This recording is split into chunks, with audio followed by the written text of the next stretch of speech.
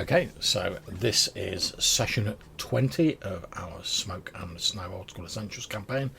Our heroes last time had weathered the siege of Fort Kersey, although despite holding the fortress, through various things that happened, they realised these strange shadow elves were going to keep returning to that area because the fort was built on a stone which had some sort of religious significance to these strange creatures. So, at the urging of the heroes, the survivors of Fort Kersey abandoned it, realising they couldn't hold it against prolonged attacks, and they have wended their way with the heroes to settle in their home village of New Zealand. So we're effectively picking up with you guys returning to New Zealand. You're a bit ahead of this ragtag sort of wagon train of like refugees and survivors of Fort Kersey, and you're heading back to New Zealand. It's pretty cold, obviously, because we're getting to the end of the first month of Alconan winter, but the journey back has been largely uneventful. As you reach the river, and you can like spot your home village just across the river. Obviously, there's the bridge, etc. So crossing is no problem. As you reach there, you can see just to the north of it, there is the gently rising hill upon which you know the beacon has been constructed, and you can see like the sort of wooden bonfire and the little hut that you visited previously there. You can't see, you're too far away to see the villagers that are manning it, but you know it's there.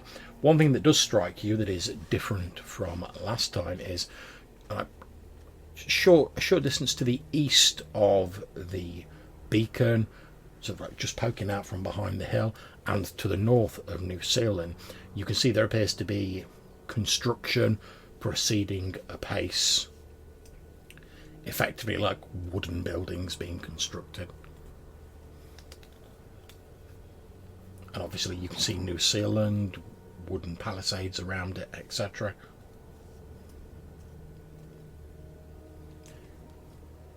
As you approach New Zealand, you can see there appears to be a party of 8, you think, people, so roughly like normal human size. They look human from what you can see, but they're wearing cloaks, hoods, etc.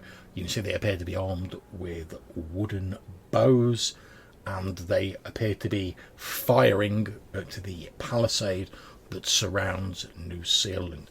You can just glimpse some of the defenders of New Zealand firing back at them from the wooden walls. What do you want to do? Sorry, how many did you say there were, John? 8 that you can see at the moment. 8 that we can see. And the buildings to the north, do we think that they're connected to these? Difficult to tell at the moment. They don't appear to be paying them particular mind, but it's possible. Okay. Are they coming from that direction, though? Is that the No. sort of direction they're attacking from?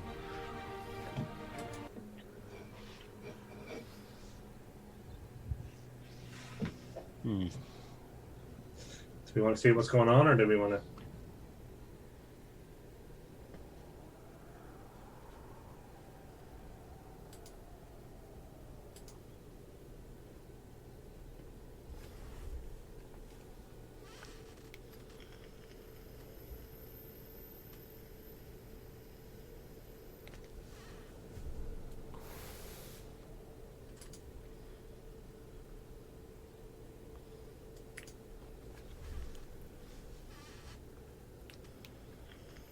Which you won't use, of course, but Yeah.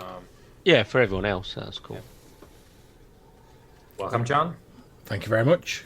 Good to be Thanks here. for joining us, John. It's always a pleasure, never a chore. Good to see my. Can you tell I've been like using my computer to do some like heavy duty like processing stuff all day?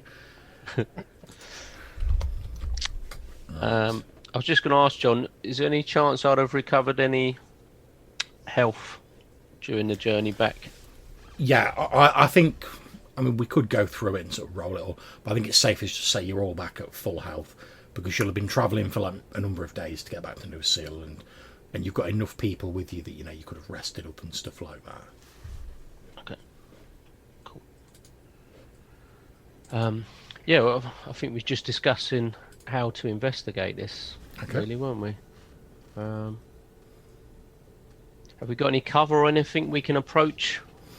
There's a few sort of like low-lying shrubs around, and there's some of these like thin conifers, although they're more sort of like behind you and behind New Zealand. And are they firing in from the north? No, they appear to have come from the river, so the direction you're now coming in, based on their current position. Okay, so are they our side of the river, or are they the New Zealand side? They're on New Zealand side of the river, but they appear to have come, like judging from the tracks you can see, both Brock and Malcolm, they appear to have like crossed over the bridge, and they're like firing these arrows at the walls. So we have potentially got the jump on them, sort of coming from behind them. They don't really appear to have like noticed you guys at the minute. They're far too occupied with like the defenders of New Zealand. You can just hear sort of like Cotton Nichols' voice, and you can see like the defenders, like, and obviously the sort of people of New Zealand like firing arrows down at them.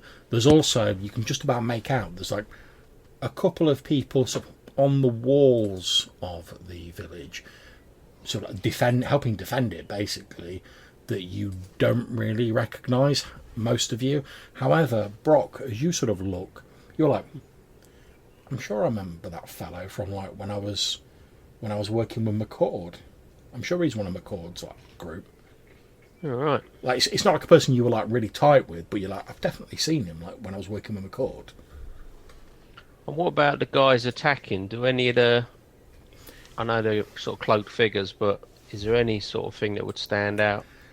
No, they appear to be wearing sort of like fairly rough sort of like travelling clothes, like stained hoods, maybe a bit of leather armour, your typical sort of like woodsman style gear.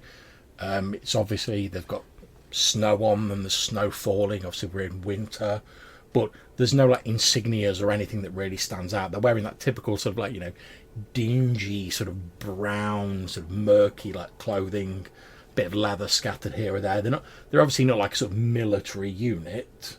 Yeah, but was that similar to what the bandits would have worn, McCord's lot? Yeah, a lot of McCord's lot would have been attired like this, but so would a lot of other people. It's just like easily obtainable clothing. Can we see what their bows look like? Do they look... Their bows, they look like long bows. They appear to be wooden. They've obviously had a bit of practice using them. You can tell by sort of like how they're like kneeling down, they're drawing the bows, they're like notching arrows to them fairly quickly and firing. You occasionally hear like a as like an arrow sticks in the wooden palisade, and you can see there's already a fair few sticking out from the wall. Okay. Well, we've got to help our fellow villagers. So, I mean, do you guys want to fire off a few shots from distance? And no, I think let's close the distance and let's want to move in quick. Yeah, let's not play the long game against 8 archers. Let's get in real close. Okay, well, effectively, we're not going to go through the whole like blow by blow of this combat, because obviously it's just like a setup. But what we'll do, effectively, you guys have got the drop on them. They don't really know you're there. They're not expecting to be like attacked from behind. So you guys can effectively say what you want to do first, really. We'll keep the distances sort of fairly abstract. So if you want to like move up and attack, you can like do that on your first turn. That's not a problem. Okay. So I think that's what we want to do, is come up, take them by surprise, try and get 3 or 4 of them, killed before the rest of them know we're coming. So if we can get like a party of 3 or 4 of them who are together, okay, try and get them killed, and then move on to the rest, so that we're not taking all 8 at the one time. If it works out that's possible. Yeah, that's absolutely fine. So if you're moving up to attack, feel free to make your attack roll. Okay. I mean, I've only got spear for sort of range weapons, so we need to get fairly close before you start shooting, so I can... Well, that's fine. As I said, you can run in on your first turn and like... Yeah, well, I'll probably let the guys loose off a couple of shots, and then Okay. depending how it goes. Okay, lovely. So is anyone else taking like a ranged action on this round? So that was a melee. Sorry. Oh, melee. So you're Yeah. okay. Yeah. So you're so Oh, Brock. you're going in, Brock, yeah. you're like, all right, I'll wait and see if these guys are shooting because I'm not ready with the ranged combat. And you probably look at Malcolm because like you're expecting him to do like the ranger thing and like Yep. get his bow out and get on with that shizzle. But instead, no, he just like draws his like sword, goes straight in with the sword of respect. All right then. And as you're watching, he's like and hacks down one of these bandits. Yeah, so I get a big smile will come across my face then, and I'll take my sword from off my back, draw it, and just charge in. Then Go for it. I'm more than happy to get up close and personal. Should give that a roll. Oh, nice. Oof. Okay, Ooh. yeah. So Brock, describe how you run in and hack down one of these bandits. Yeah, so obviously caught by off guard, this guy kneeling down to draw back his bow. I'm just going to run in there, two-handed sword just off the side of his head, just come down and take his arm off, and he's just going to bleed out. Yeah, almost so instantly. as he's going like that and he's like notching the arrow and pulling it back, the other two, so you see Brock run in, he swings down his huge sword, there's like a and then you see this guy and he's basically stood there with like his arms gone and he's like screaming, flailing his arms around like blood spraying out of it, but he very quickly falls quiet. You can literally see his like face go white as he goes into shock, and he just slumps onto the ground, shuddering for a bit with this red pool spreading out in the snow around him. What's Wymo doing? Striding in, shield in hand, other Okay. hand, pistol. I'll Go shoot for it. one of them.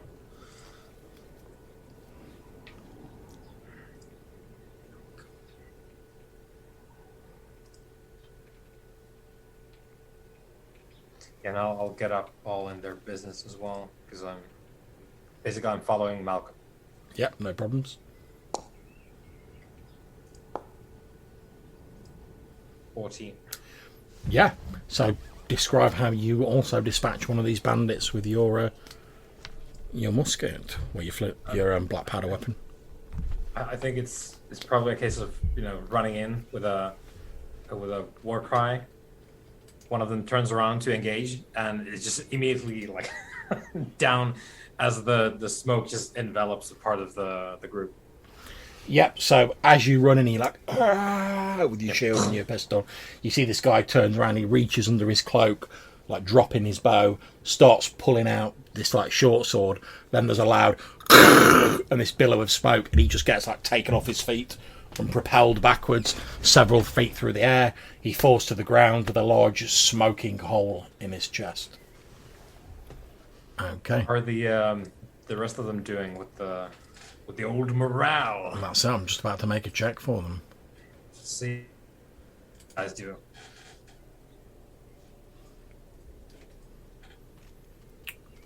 They're not doing great, to be honest.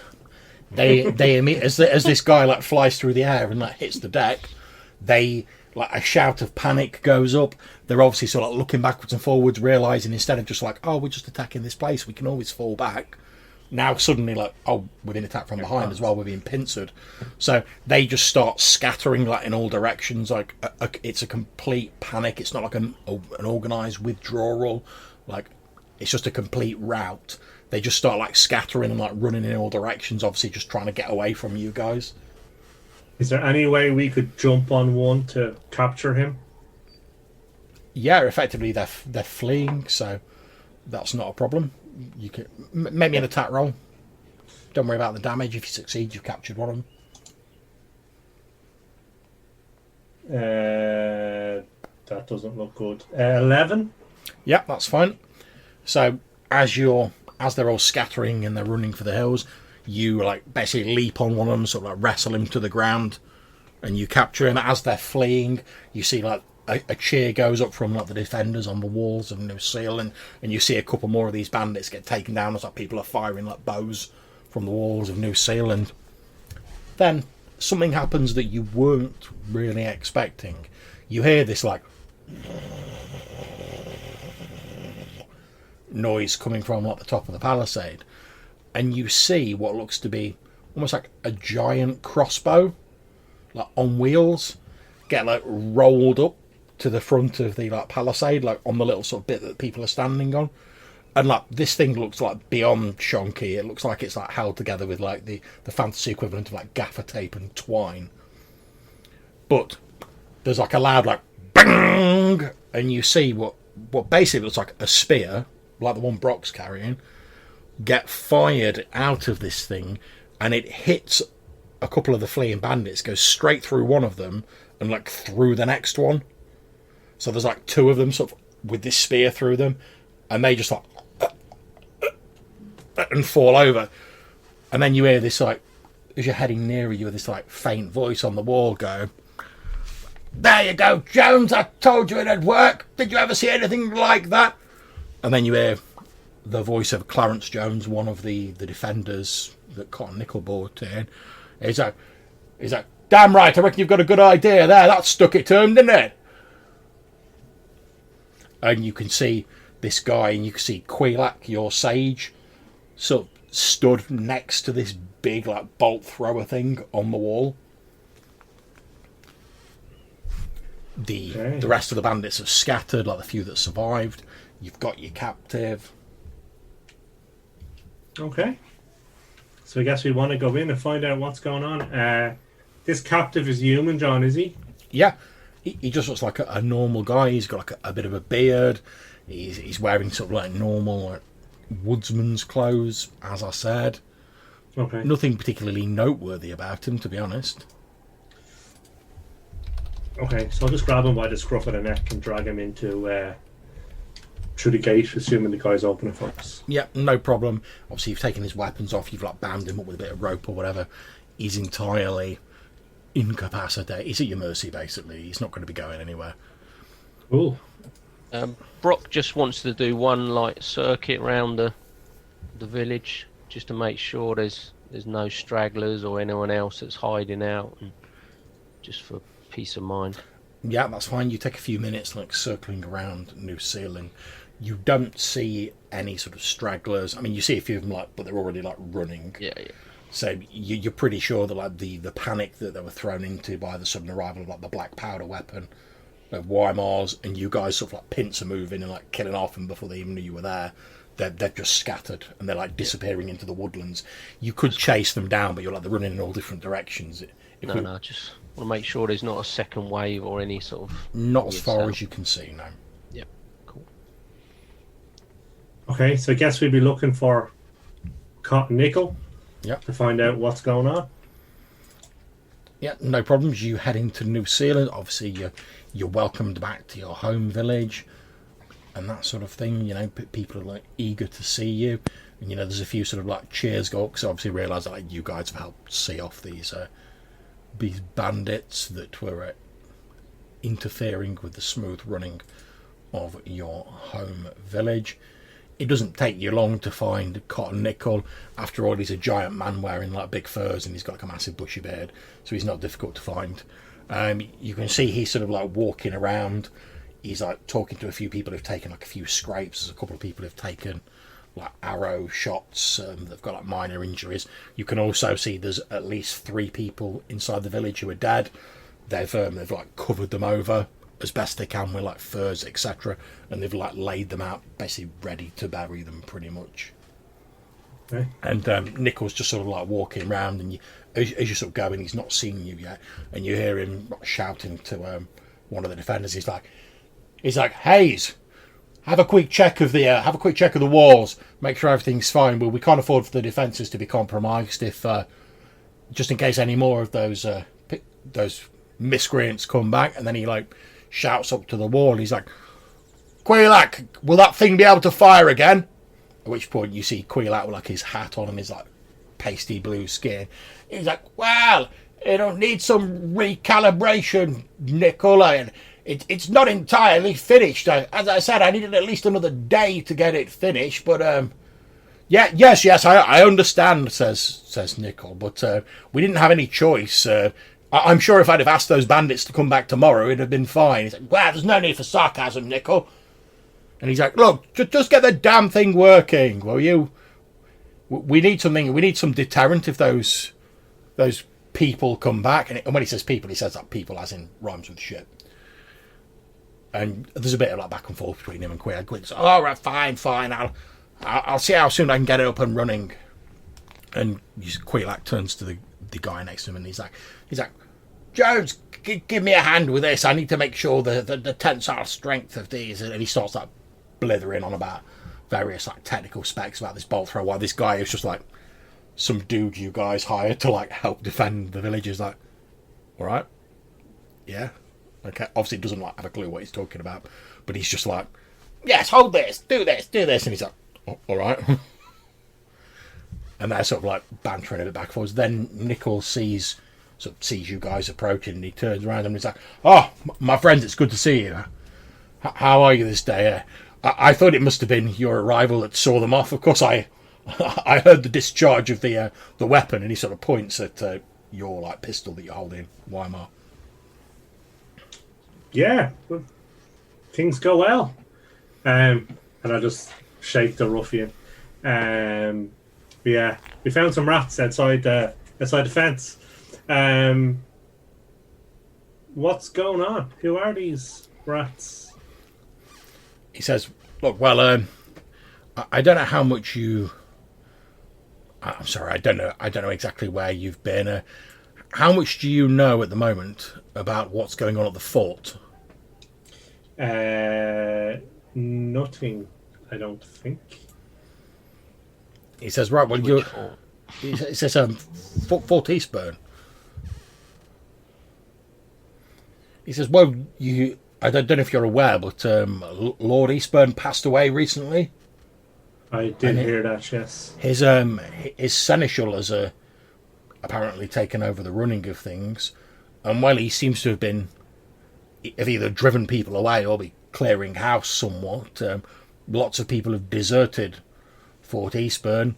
Some of them, and he sort of gestures to the other side of the village, where you can see like Remember McCord and like most of her bandits. He says some of them, like McCord's lot, have come and settled here, and that's all fine and grand. But many more of them have retreated to the woodlands, and they're waylaying travellers, supply wagons, attacking isolated steadings and stuff like that. I hear over in the neighbouring village they've had in Deersum they've had some problems. Luckily here, thanks to the palisade, we're pretty well defended. We've seen a few miscreants lurking about, but this is the first attack we've faced. And are they coming from the village that's been built to the north? He looks a little bit puzzled, and he says, the village that's been built to the north. And then he, as though he sort of clocked onto what you're talking about. He's like, oh, I see. He's like, oh no, that's not a village. That's your friend Buchanan building his trade post. Oh, okay. He arrived back in Valconan a few days ago, and oh, excellent. He, as per the discussion previously with him, he travelled here, bought all of his supplies with him, and on his way here, he'd hired some men to start the construction. And they've started putting up the first of the wooden buildings, like you say, just to the north of here. Okay. They're planning to expand it into a full trade post, but obviously they've only had a couple of days to get started, so they're just focusing on the smaller sort of storage buildings at the moment, so they can keep their stock in it, etc. Okay. So I think he says Buchanan did come here when he first got back to Valconan to sit, but obviously just to check how you were doing, but obviously you weren't here. I told him you were out and you'd probably be heading back at some point. He said if you want to pay a call on him, of course, feel free to do so. But he's mainly going to be stuck at the construction site, overseeing the works and all that sort of thing. Okay. Interesting. Excellent. I must go and see him. So you have no idea where these bandits are hold up? Well, it seems to me that most of these people have sort of formed like loose knit bands of brigands, and they've retreated to like the sort of deeper wooded areas. Obviously, it makes them more difficult to root out. Obviously, he sort of gestures to Brock. He says, "Of course, you would know about this. Obviously, as previously part of McCord's group, it's far more difficult to track a loosely knit group through the deeper forests, especially if you keep on the move and you don't really have a permanent base of operations." And he said, "I don't think it's any sort of like single large group like McCord's group. I think it's these loose knit small groups of bandits since Fort Eastburn's been like turfing out its ne'er-do-wells and various people who don't like the Seneschal have left of their own accord." Okay. Well, luckily I found a rat, so we'll have a chat with him and find out where his other rat friends are hiding. At which point, Nickel like cracks his knuckles loudly, and he's like, "Well, if you have other important business to do and you want to leave him to me and my men, I'm sure we can squeeze some information out of him." Well, that would be greatly appreciated, because I don't like to get my hands wet and dirty. That's fine, and he basically like grabs this guy by the scruff of the neck and like drags him away from you, and he's like, "Come on, you. Now we're gonna have a little chat, and if you tell me what I want to know, you just might be able to walk out of here." And you hear this guy like protesting as he's like dragged away to like one of the guard huts. But you see like as he's sort of dragging him, like Cotton Nickel like gestures to like a couple of the defenders who sort of like fall in with him, and they all disappear into this hut, and the doors slammed loudly behind them. Okay. Cool. That's good news. Yeah. Okay, good news that Buchanan is here. Not good news for Dear Son. Feels like we might have to, when we take care of our own bandit problem, we might have to stop there and help them with theirs. Yeah. I mean, they're a lot closer, aren't they, to Fort Eastbourne, so Yeah. probably a majority of more ruffians in their area at the moment. As you're saying that, one of the like just like the normal villagers was just like moving around, because everyone's sort of like milling around, trying to find out exactly what's going on, like looking after each other, passing out food to the defenders and stuff like that. All the normal stuff you'd be doing in a village. One of the people from New Zealand is sort of like just happens to be like walking past as you like mentioned, Dear Son. He says, so looks over his shoulder and he's like, "Oh, you want to be careful if you go in there." Why? What have you heard? He's like, "Oh, haven't you heard?" He's like, No. He sort of like looks around a bit conspiratorially, and then he like leans in like really close to you, to the point where you can like pretty much like smell on his breath what he had for dinner the previous day, and it wasn't high quality from the smell of it. He leans in and he's like, "Oh, I heard as how they caught a witch in Dear Son." Oh. Hmm. He's Where like, is that, our friend? he's like, What's "Yeah." the witch? What's the witch doing in there, son? He sort of leans in. He's like, "Well, I don't like to gossip, but I just ask you. You can just. He's like, "Well, I heard as how she'd like laid a curse on their their provisions that they'd been putting by for the winter, and like most of them had spoiled. Like almost overnight. So like they're really like struggling for like food with like winter coming in. I mean, we've sent them some of our like excess, because we've done pretty well out of it, to be honest. Because as you lot were saying, we've got to be prepared for the winter and whatnot. So like we've been able to send them a little, not a lot, because obviously we've got to take care of our own people first. But we've sent them a bit over to try and help out. But yeah, I'm sure it's a witch spoiling the thing instead of it being stolen by someone, because it seems like there's a bunch of that going on. He says, "Well, obviously I don't know for certain. I've not been there myself, but the people who went and like took the supplies over to them, when they came back, they said there was this big hoo-ha about this like young woman who'd been, I think they said she was like a painter or something. They said she'd been like found to be a witch, and apparently their old priest was getting up in a right state about it and was like drumming everyone up, and saying, oh, they've got to cast out this like evil, like devilish influence, and all the sort of normal stuff like people do when and he like crosses himself. You know, when there's witches about, I mean, Leander be praised, we don't have to deal with any of that. Mm-hmm. You know, being good Leander fearing people. And tell me, John, did we meet the painter? You did. You met a young woman who said she was an artist, and she said that basically she liked to spend her time on the sort of like beach area overlooking the sort of coves and whatever, Okay. painting the scenery. And she was different to the retired adventurer dealer, was she? Yeah. Okay. Okay. Yeah, she was the first person you met when you went to Deerson, who was the person who was like, "Oh hi, you're strangers to the village," and you had a bit of a chat, and she was like, "Oh yeah, I spend a lot of time like painting near the cove," and then she sort of like told you about the retired adventurer who you met later on.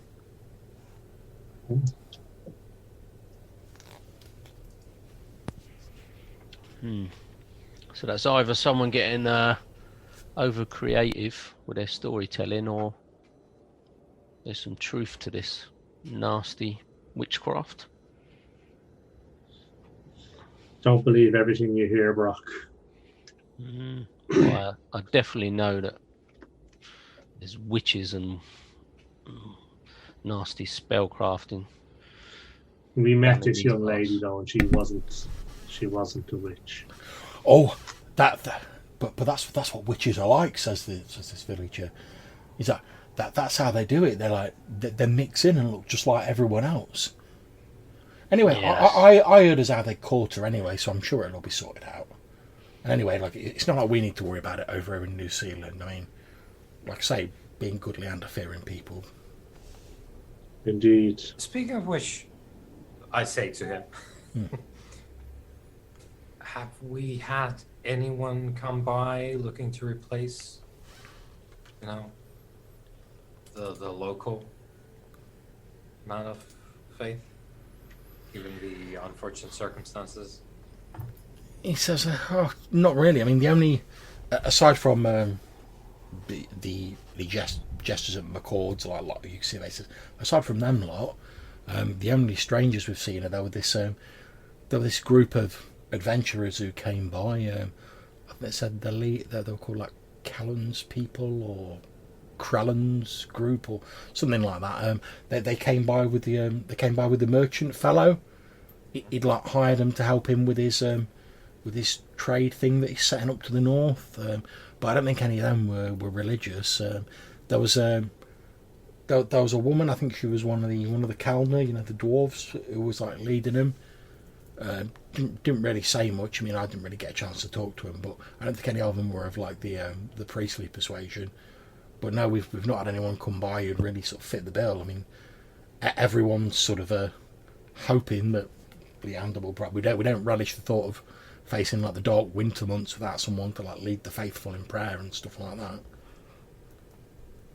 I mean, Cotton Nickel, bless him's been talking about when the weather lets up a bit, potentially like heading out, see if he can hire anyone, but or like persuade anyone to come back. But obviously with what we've heard about Fort Kersey and what's going on there, and now Fort Eastburn, I don't know where he'd go to find anyone. And was there any priestly types in survivors of Fort Kersey? Roll me a d6. And if you get a 1, there is indeed a priestly type. Not so much. Okay. No, there wasn't.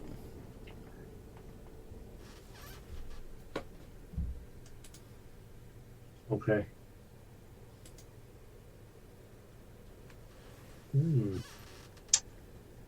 Should we go and see Quilak and settle our bill? Surprised he hasn't hunted us down yet, to be honest. Well, What do you think he was getting the bolt thrower for?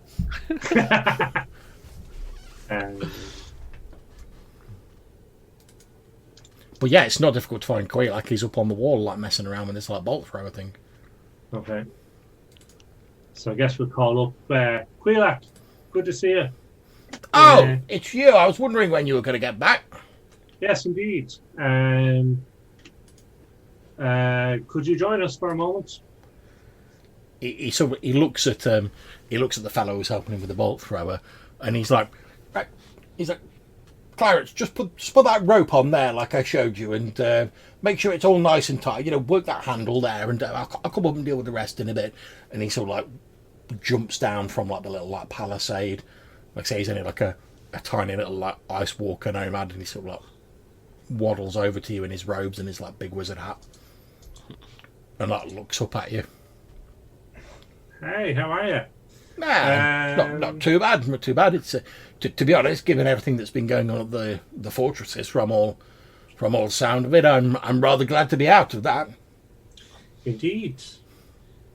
Well, I have the rest of your money. Oh, I'll be happy to hear. Splendid. And tell me, what information have you uncovered since we last seen you? He says, "Well, none. You asked me to stop looking into that and start working on anti-worm defences." And he gestures at the bolt thrower, and he says, "Which I've been doing. Okay. I need about another day to finish calibrating all of this. I mean, I when those whatever they are attacked, I said to Cotton that it wasn't really ready. I mean, to be honest, it's more fluke than anything that we actually hit anyone with it, because it's not finished. Look at the whole damn thing didn't fall apart." Yeah. But Cotton did insist that we at least give it a test. But I'm going to need at least another day to finish it all off and make sure it's all fine. And then once I've done that, I'm going to get back on to looking to see if I can find any more rumours about treasure and stuff like that, like you asked me to. Okay, cool. Okay, and anything else interesting happened while we were away? He says, "Well, he says your merchant friend arrived with some adventurers in tow. Kellen's band, I think they were called. Don't know why. I spoke to them briefly. None of them were called Kellen, so it doesn't make any sense to me. But he turned up with them. I spoke to him briefly. Obviously, he was looking for yourselves. And I said, well, you'd return here at some point, but we couldn't say exactly when. And he said, well, just to give you his regards, etc. When you did turn up, and then he headed off to his construction. They've been working on that. We've had a few people pass through, nothing of note. I mean, the visitors are getting a little bit rare, obviously with the weather getting so bad now and winter really sort of biting in. People are starting to stay a bit close to the old hearth fires and not travelling around as much. So I expect once winter really starts kicking in, we'll be seeing less and less travellers and people like that sort of coming across us. Indeed. Aside from that, it's been pretty quiet. Although we have heard a few rumours, and apparently, obviously, we don't really know what's gone on with Fort Kersey, but we've heard rumours about some big battle going on there. People have apparently vacated Fort Eastburn. I don't really know what's going on with that. All right. Obviously, I've been pretty busy building this, so I've not really been able to look into things as much as I might otherwise have done. But it's nearly ready. Isn't she a beauty? He says, and he points at the bolt thrower again. It says, I'd like to see that ice worm devil turn up now. Right. Well, get a spear right through its gullet. Indeed. At which point he says, I'm not even showing you the best bit, and he shouts up, he's like, Clarence, show them the... And he's like, oh, right, yeah, okay. And he leans on like the handle at the back, and he pushes it down. You can see that he's basically built it so like the bolt thrower can like tilt. Okay, yeah. So it can be fired at things in the air, and it's on like a little pivot, so you can like turn it a little bit. Okay. He's like, yeah, so if anything comes in from the air, we can push down on that, tilt it up. It's better with two people firing it, to be honest, but you can get by with one if they're good enough. Like I said, I just need to make sure the tension's right on the cords, and just tweak it. It's pulling a little bit to the left, but I'm sure I can sort it out. Okay. Cool. Wonderful engineering. What other feats are you capable of? He says, well, I've always had an eye for the details, you see. In my in my line of work, the details are everything. I mean, take for instance, you ask me to find out where there's some treasure located. If I get the details wrong and I tell you by the difference of a mile either way, you could miss it. You could wander into danger. So it always pays to be exact in my line of work, and I pride myself on being exact. And engineering is a similar thing. It's all about the measurements you see and getting them correct and working out how everything fits together. And as long as you've done the measurements right and you've made your plan properly in advance, everything, once you've got to the construction stage, everything should just slot together, so to speak. He says, but I'm engineering and stuff like that. I'm fine with it. I know a little bit about the more esoteric subjects and stuff like that, but I'm not really so immersed in that. It takes me a little bit longer to find out that sort of thing. Well, I think we'll eventually need more of these. He says, well, yes, well, I'm hoping once, let's say I'm building this from scratch effectively, so it's taken me a long time to work it all out.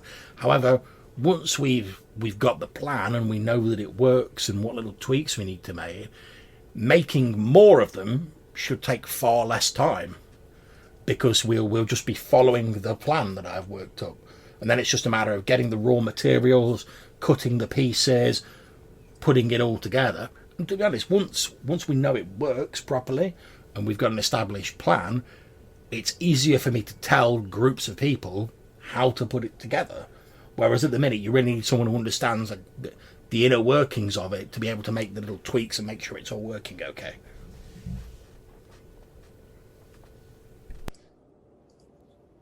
Truly.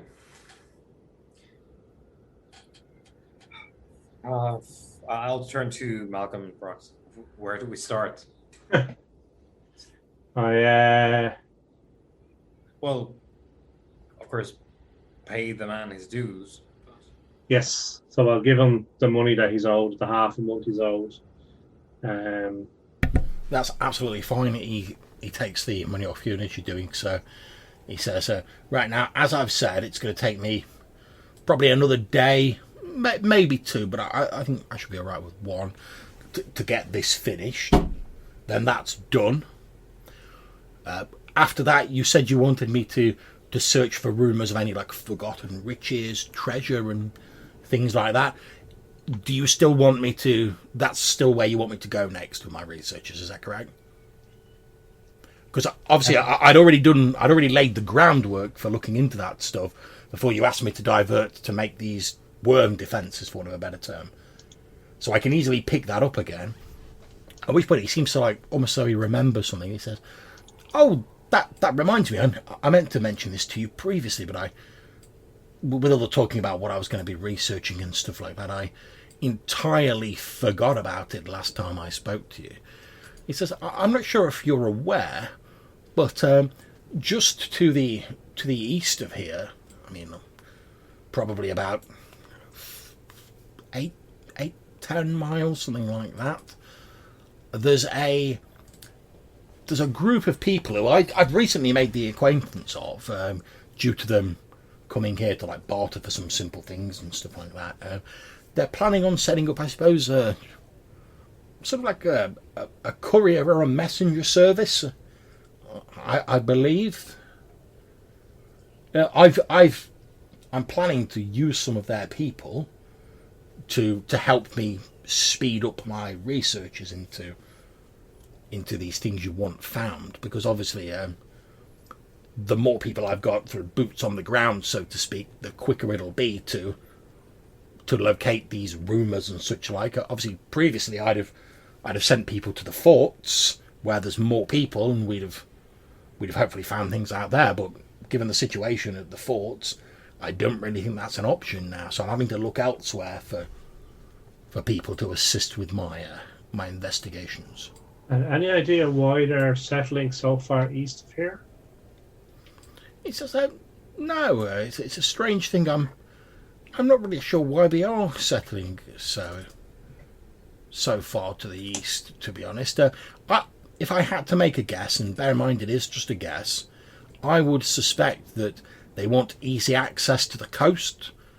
Obviously, travelling around the coast by ship is still one of the quickest and most effective ways if you want to avoid dangers of travelling. So I assume that's why. And like I say, I don't know for certain. I mean, it's a bit of a guess on my part. I've only made like an initial contact with them. I've not had a chance to like hash out a contract of work or anything like that yet. Well, we must call by and meet them. Oh yes. He says, from what I gather, they've just got a small sort of effectively wooden outpost set up. I think they managed to get it built pretty quickly just before like the winter really started coming in. But I think their plan is to basically hole up for the winter, and then they're going to start really sort of pushing their sort of courier, their messenger service when the summer comes back around again. Obviously, that won't be for a long time, but Indeed. what can you do? Indeed. Should we go and see our good friend Buchanan? Yeah. Seems I'll clear that. seems a little bit odd that these people are setting out their own sort of places just outside of New Zealand. You'd have thought it'd have been a safer option to sort of join forces almost. Well, they're going to want to stand apart because mercantile. that's how they do. They want to have their own thing. Yeah. As long as they pay their taxes, I think it doesn't really matter where It's it's just at. like they will call on us to do things, and then we can negotiate. But they will plant their own flag and stand aside as long as it's viable course of action. How far north of the wall is Buchanan? Do we know, John? Okay, he's about a mile to the north. Okay.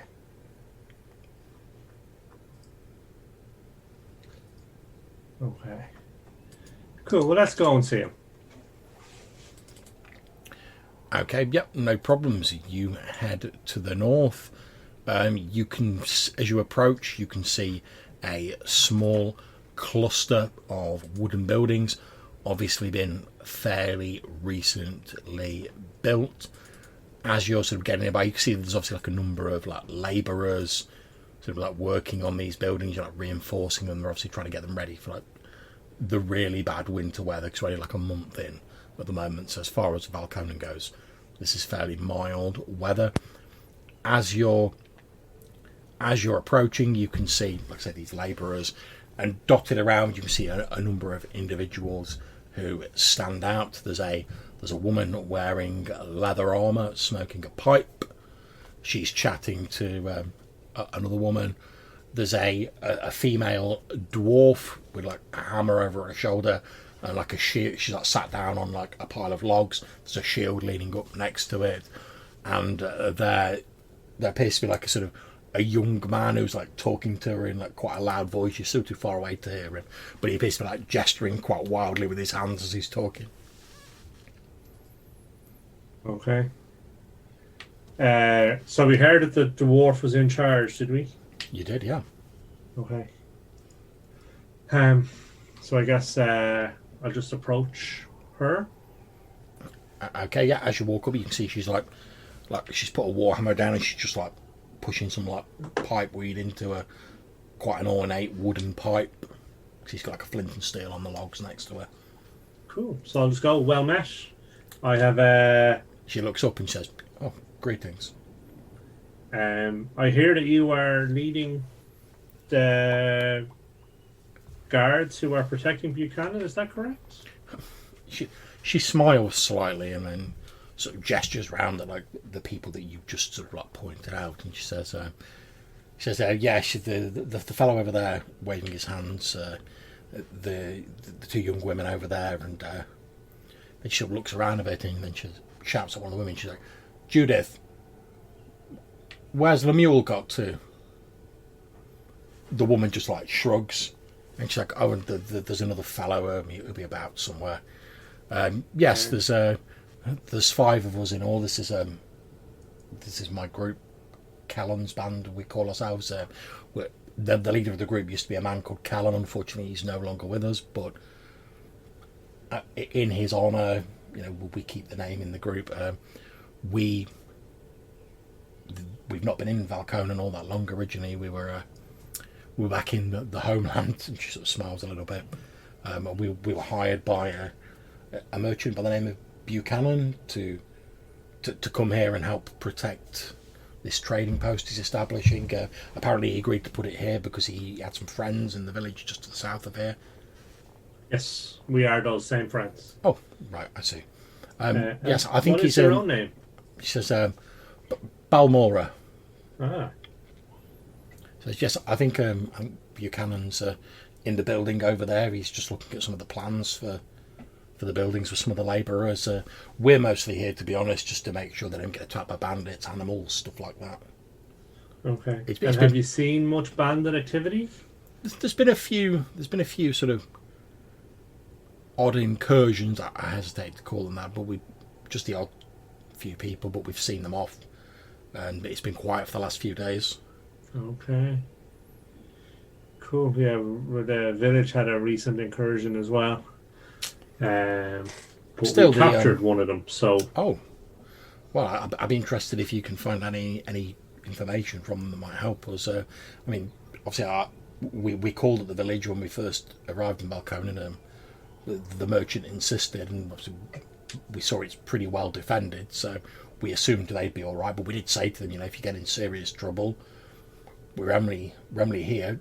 Just give us send up a cry, and we'll obviously come and help out as much as we can. indeed, and likewise, should the need arise, please feel free to call on the village. Thank you.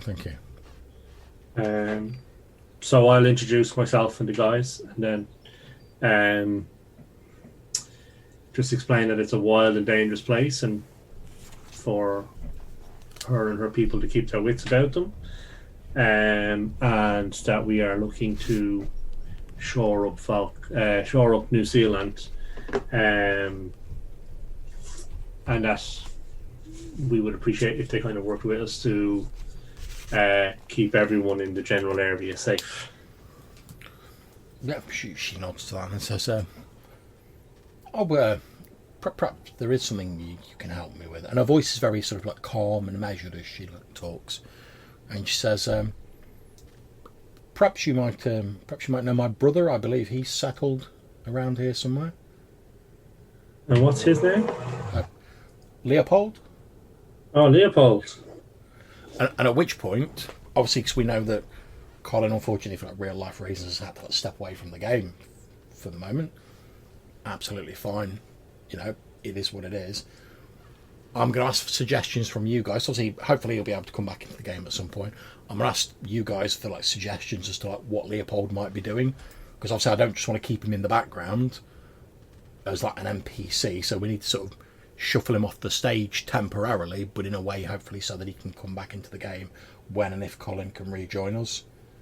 So, do you guys have any suggestions? I mean, my initial thought was maybe he's gone to stay with the Frost Dwarves and help them out. Or is doing some mission for them with his Misery's End. Mm-hmm. Well, I thought the obvious choice would be that he's gone back to the mainland to try and make contact with the dwarfs like we've talked about.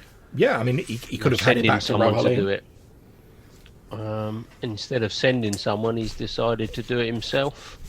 Okay, that sounds good Lazy to me. git. Because it can be sort of as open-ended as you want it to be, can't it? That Yep. can take a short time if it goes badly or well, or it can take a long time. Yep. Okay, so we'll say he's gone back to Rohirrim to basically gather some dwarven settlers. Yeah. Yeah, so Yeah. obviously Balmora's saying oh yeah, my brother settled here. You might know him, named Leopold. Bavish. Yes, that's right. Ah, yes, we know him well. He was a travelling companion of ours for Oh, indeed. many months. you obviously passed him as you came here because he has just recently travelled back to Rohaleen. Oh, really?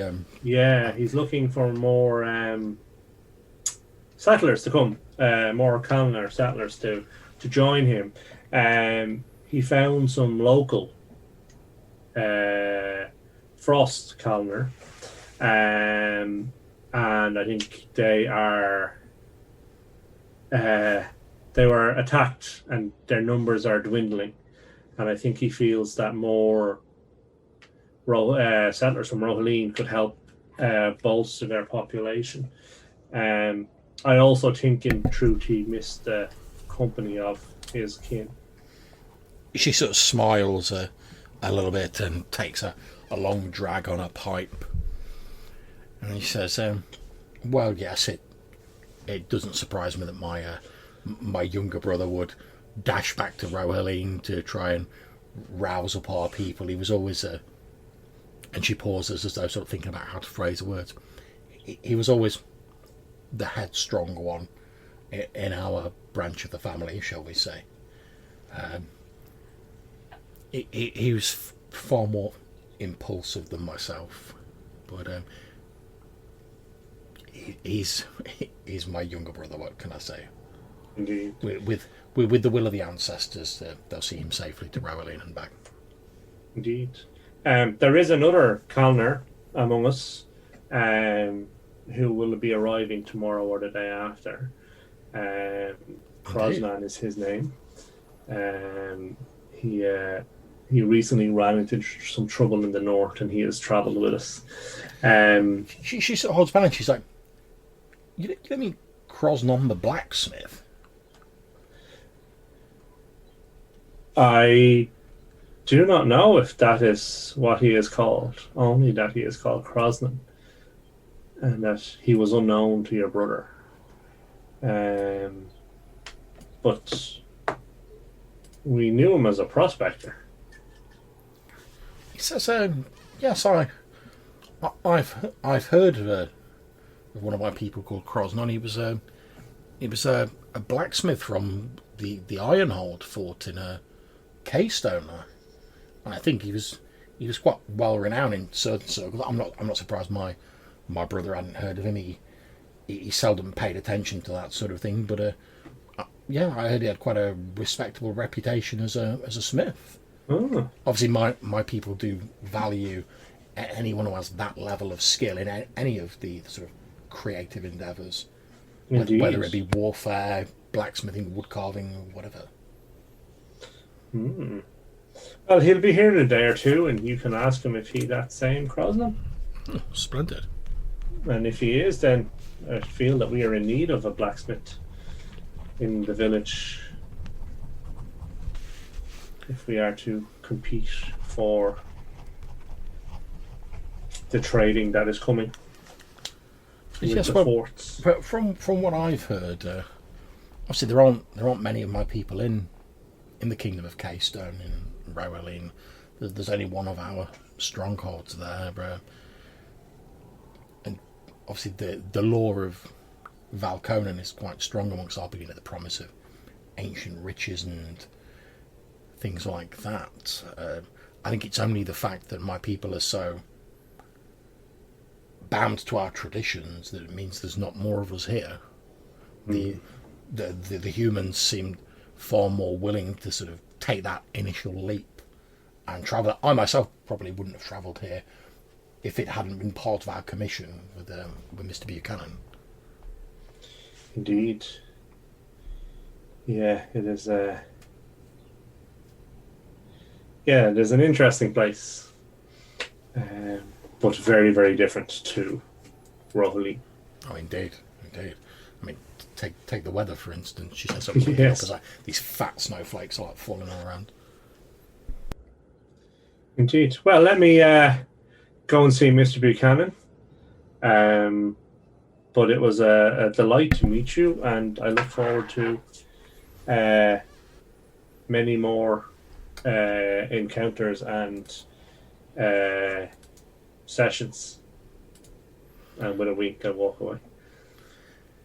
She smiles and sort of like tips a pipe at you, takes a puff, and as she breathes out, the smoke that comes out of her mouth is like a sort of purplish brown colour, and it's got like a sort of like a woody smell to it.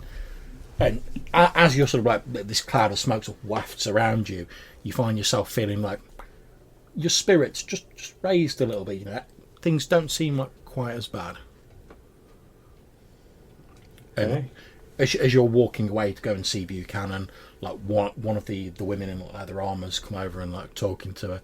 This woman walks over and she says, in quite a serious voice, says, "Oh, you should be careful with that, Balmora. That's the last of the Dusty Abbot. I don't expect you'll be getting any more of that over here.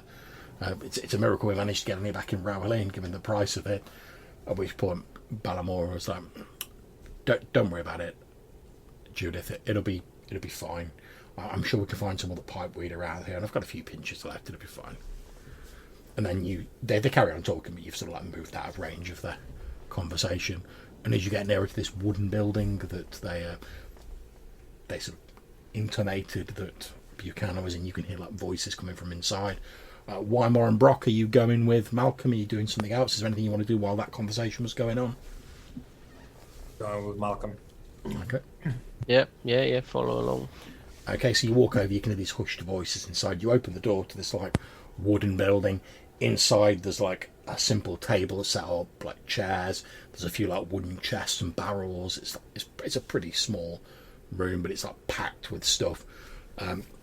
This table's spread out. You can see there's like parchments and papers with like plans drawn on it, like sort of architectural drawings for like buildings.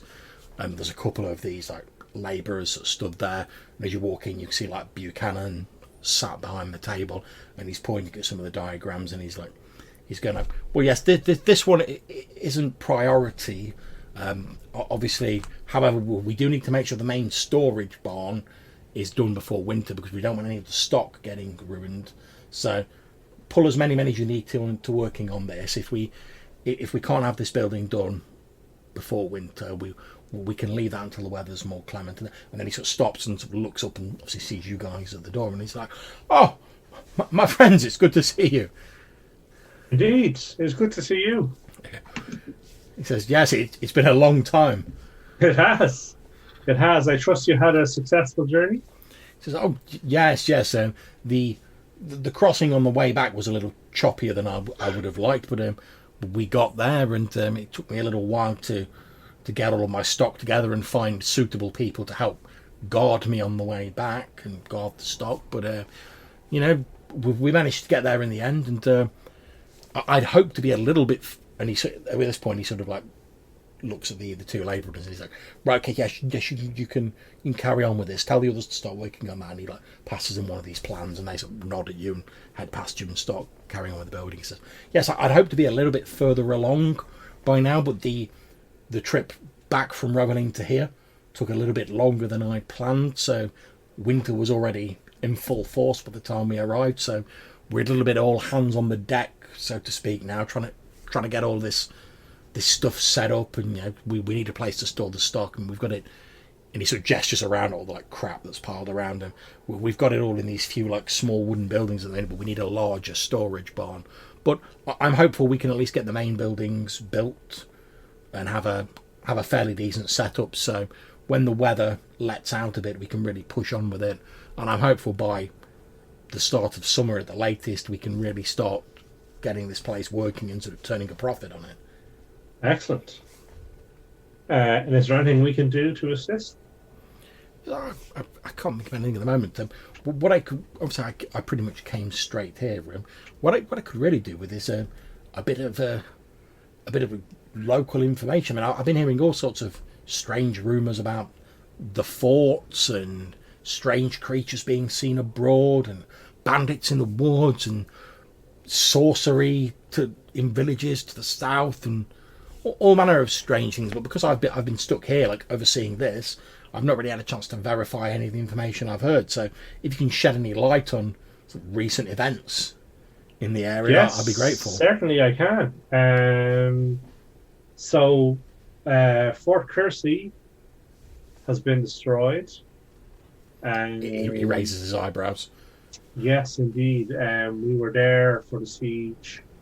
It was besieged by A siege, you say? Yes. Besieged by shadow creatures of unknown origin, who it seems that the fort was built in one of their holy places, and they were outraged.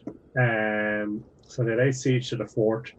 We managed to fight them off, but the Lord Kersey did not survive, and there weren't enough survivors to remain in the fort while the fort was in this on this holy ground or consecrated ground. So you're expecting these creatures, whatever they are, to return to the fort? Yes, that is our expectation. Okay. So the people of Kersey have left the fort and are travelling here, and they will settle in New Zealand and build up our defences. Fort Eastburn, we have heard a great deal of news from. It's hard to know how much of it is true.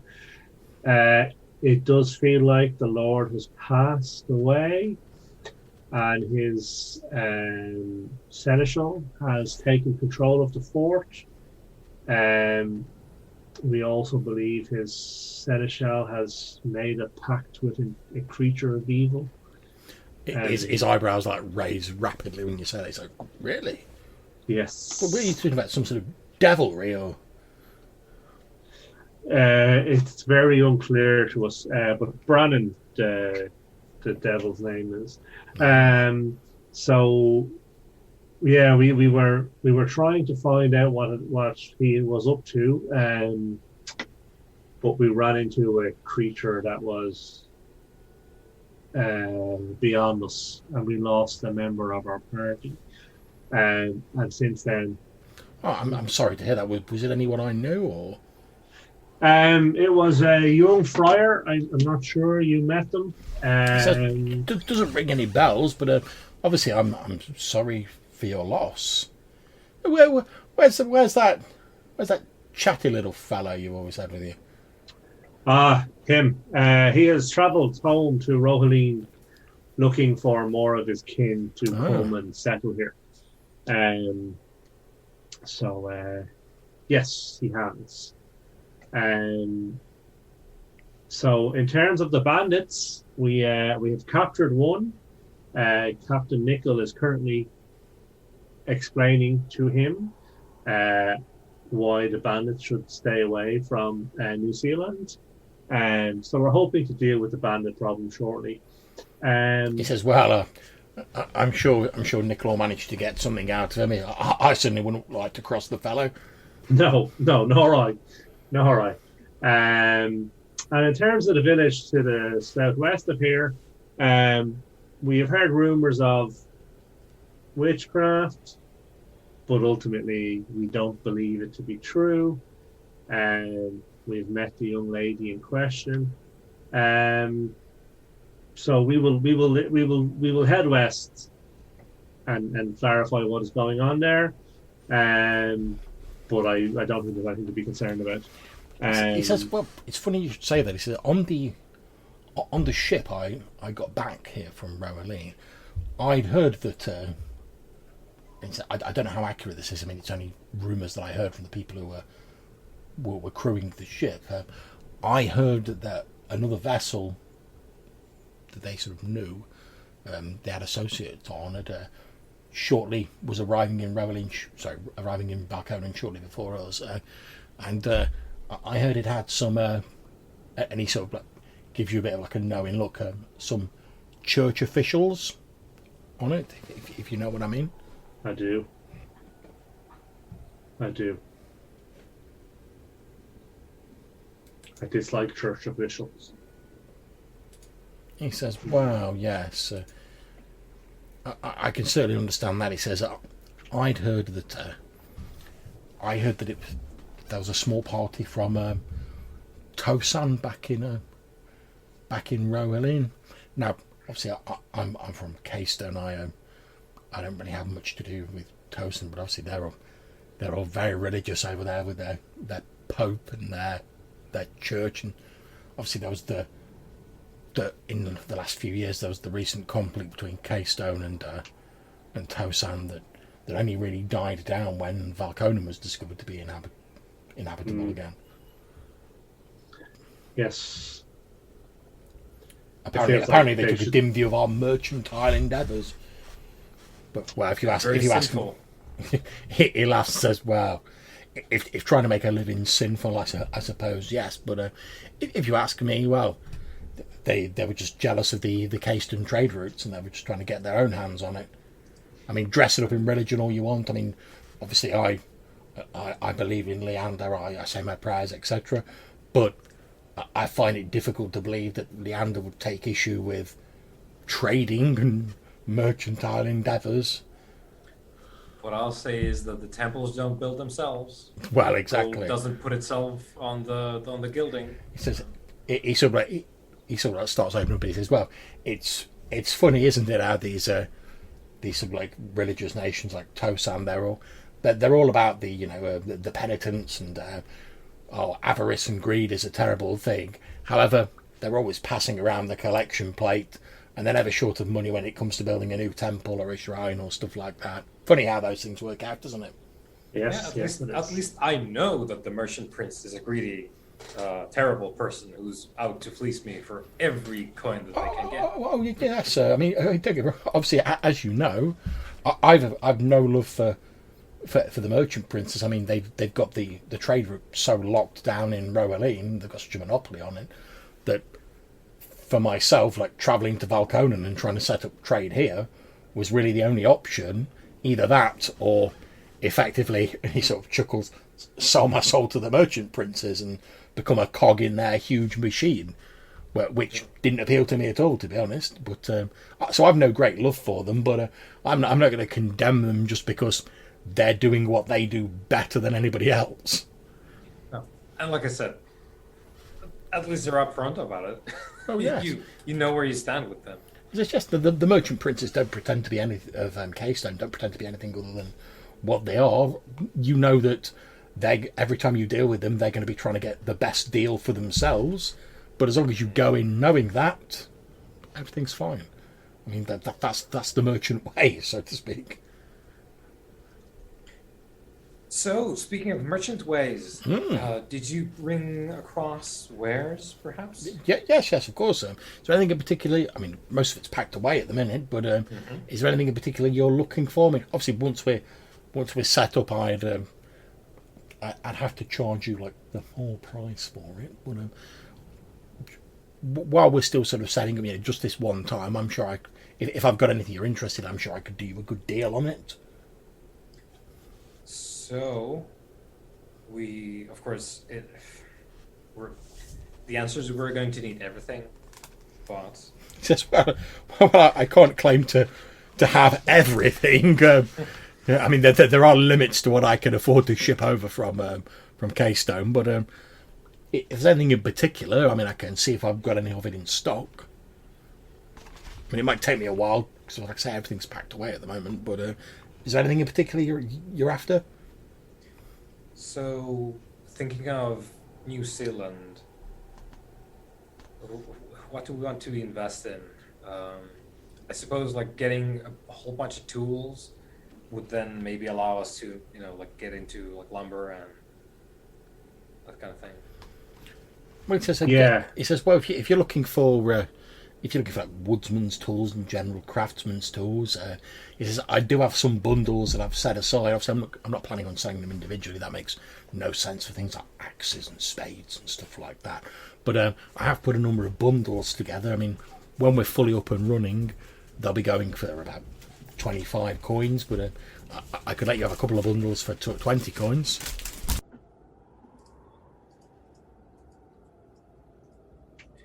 Yeah, I feel like that probably should be a thing. Either that, or if you've got materials aside from the wood to build boats. He says, well, I've not really got any big sort of bundles of raw materials that I bought over. I mean, it takes up too much space, and obviously things like wood and stuff like that is available here. Obviously, we have got some building materials because we wanted to get straight on with making these buildings without the chore of having to chop down all the wood ourselves when we got here. So we do have some spare building materials. I'm sure it'd take me a little while to work out exactly what we can spare, but I'm sure we could maybe work out an agreement on some building materials. Like I say, I'd need a while to work out exactly what we can afford to sell effectively. I don't want to leave ourselves short, especially with the winter coming in. What about sales? Yeah, cloth. He says, oh, yeah, yes, we've got plenty of cloth. I can do a deal and sort out some cloth, that's not a problem. I think Malcolm Brock, we do want to get some industry going. Yes. What do we want to do? I think the lumber mill type idea is the best. Being next to the water, boat building, setting up new homes. Everyone's going to want wood, basically, for most things. So, tools it is. So, we're going to look into buying basically Axes, what you can spare. saws. Yeah, he shows you like some bundles of tools that he's got, and the bundles are have like a few spades in them, a few picks, a couple of axes, your standard sort of like generic pack of workman's tools. And he says, oh yeah, we're going to be selling them for like 25 gold pieces, he says, but I can let you have like 2 or 3 of them for 20 at the moment, given our sort of close relationship. If you are buying them though, I'd appreciate, if anyone asks, let them know where you got them. Because word of mouth advertising still one of the best. Yeah, no problem. We'll take 3. Fine. So you make a note. You've got 3 sets of craft tools, effectively, and it'll cost you 60 gold pieces.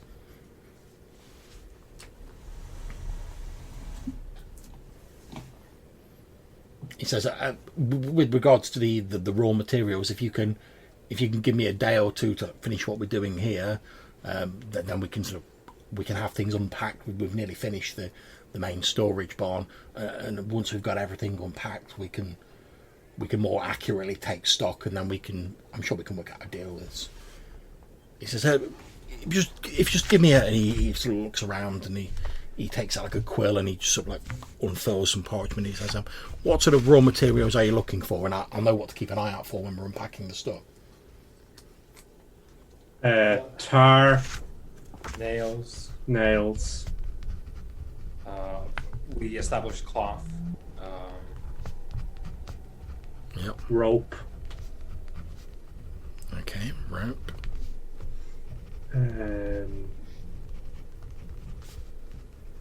That's all you need for a boat, right?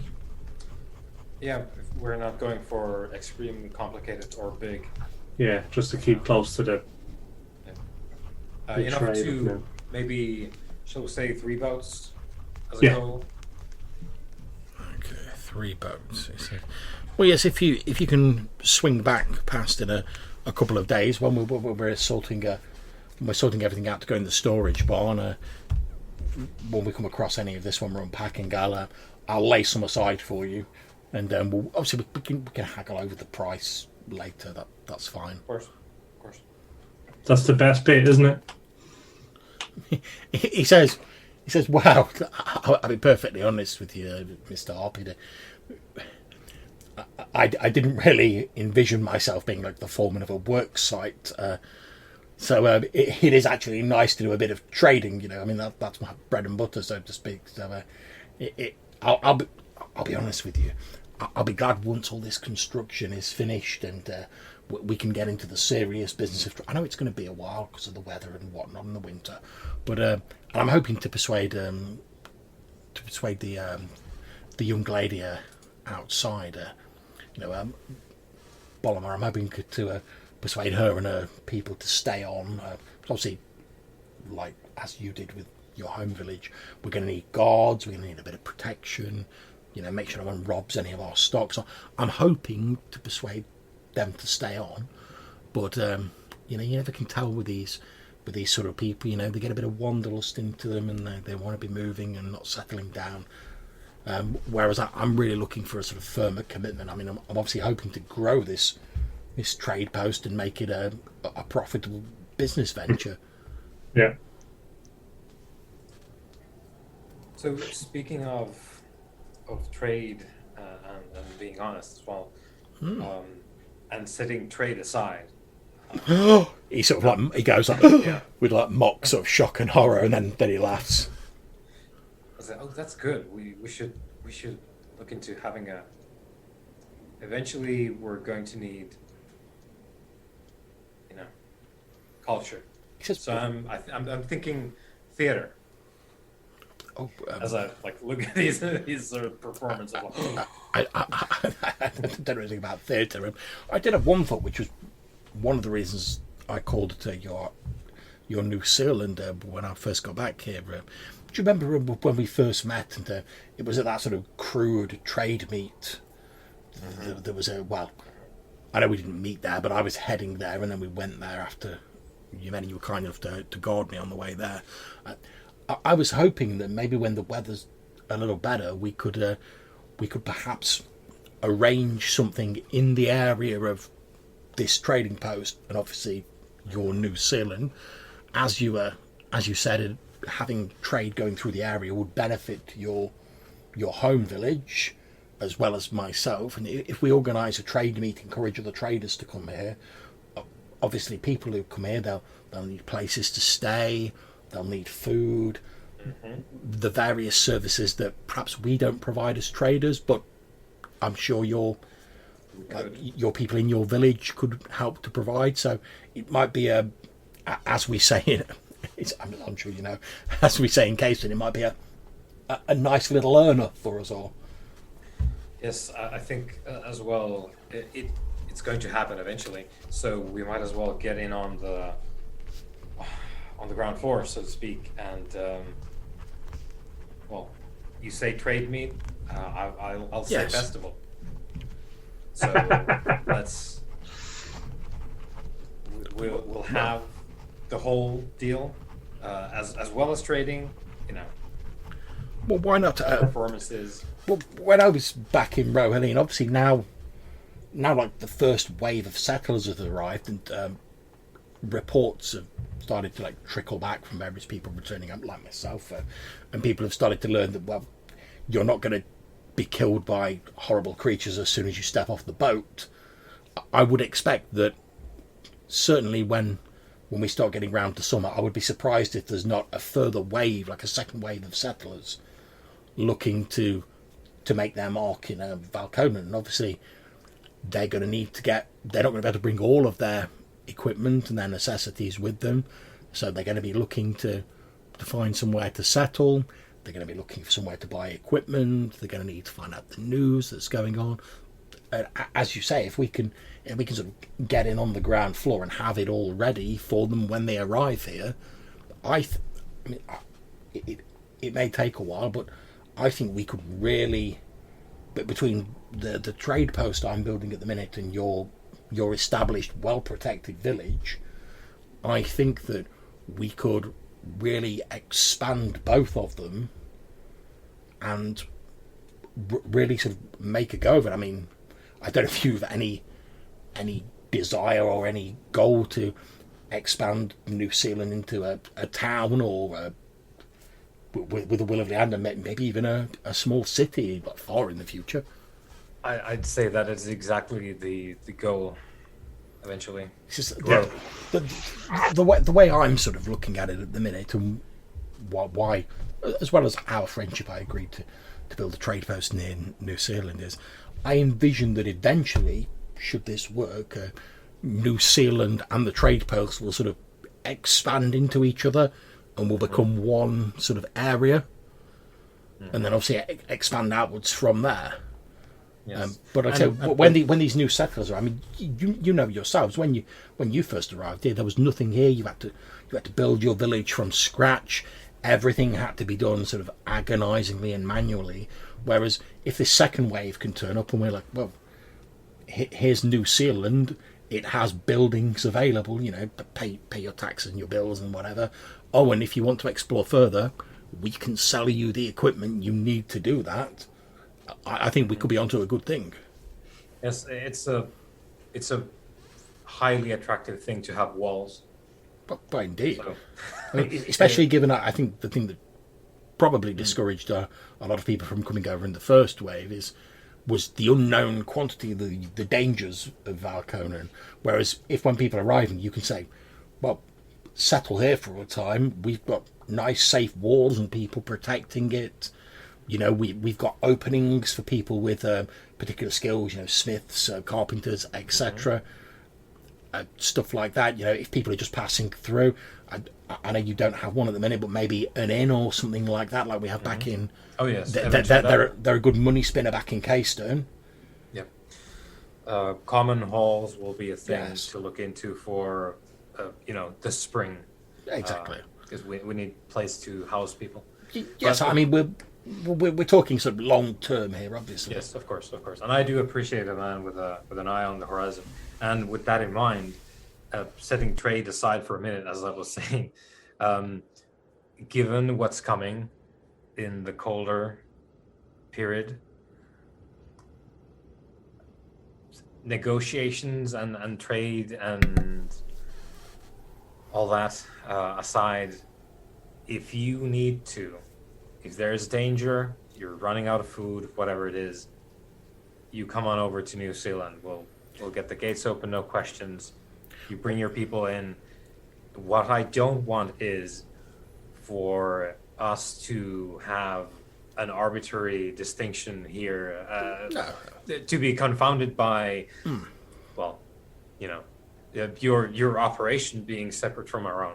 I'll be honest with you. What I was hoping to suggest to you all is, if assuming you have space, obviously, is we're effectively going to make this as secure as we can, and you've seen the people I've hired to guard it. And what I was going to suggest is that if most of us decamp to New Zealand when the real cold weather sets in, and then as long as we do occasional patrols to make sure the security's fine with the storehouses we have here, and I've spent quite a lot of money on getting locks and chains and such like. And one of Balamora's people has other ways of sort of securing the premises. So if you're in agreement, I would certainly not be adverse to, in return for your generosity in allowing us to weather the winter in New Zealand, giving a sort of, I suppose, semi-permanent discount to people from New Zealand who are trading with us. I mean, obviously we'd still need to make a profit, but we can discount the margins a little bit as a thank you for your people putting us up over the winter, and to encourage the relationship between our trading post and New Zealand, because as we said, hopefully eventually they'll become one sort of larger whole that will be greater than the two separate parts. Yes, entirely. And it's an investment on our part as well. Oh, yes, of in course. having you here in the spring instead of coming up when the snows melt a little bit and finding a field of corpses. Well, yes. I mean, as we discussed originally, when the idea of when you asked me to set the trade post up here, it seems very beneficial for both parties that we can make this close relationship between the village and the trading post work until they're effectively no longer separate entities for all intents and purposes. And obviously it benefits us because, obviously, like I say, you have the walls and you have the protection, and hopefully our trade will bring more revenue into your village, and you'll be able to expand it, and you'll benefit from it as well. Everyone seems to be a winner. Mm-hmm. Yeah. Malcolm, Brock, sound good? Yeah, absolutely. Tell me, Buchanan, would you pay half the cost of a road between New Zealand and the trading post to make travel easier?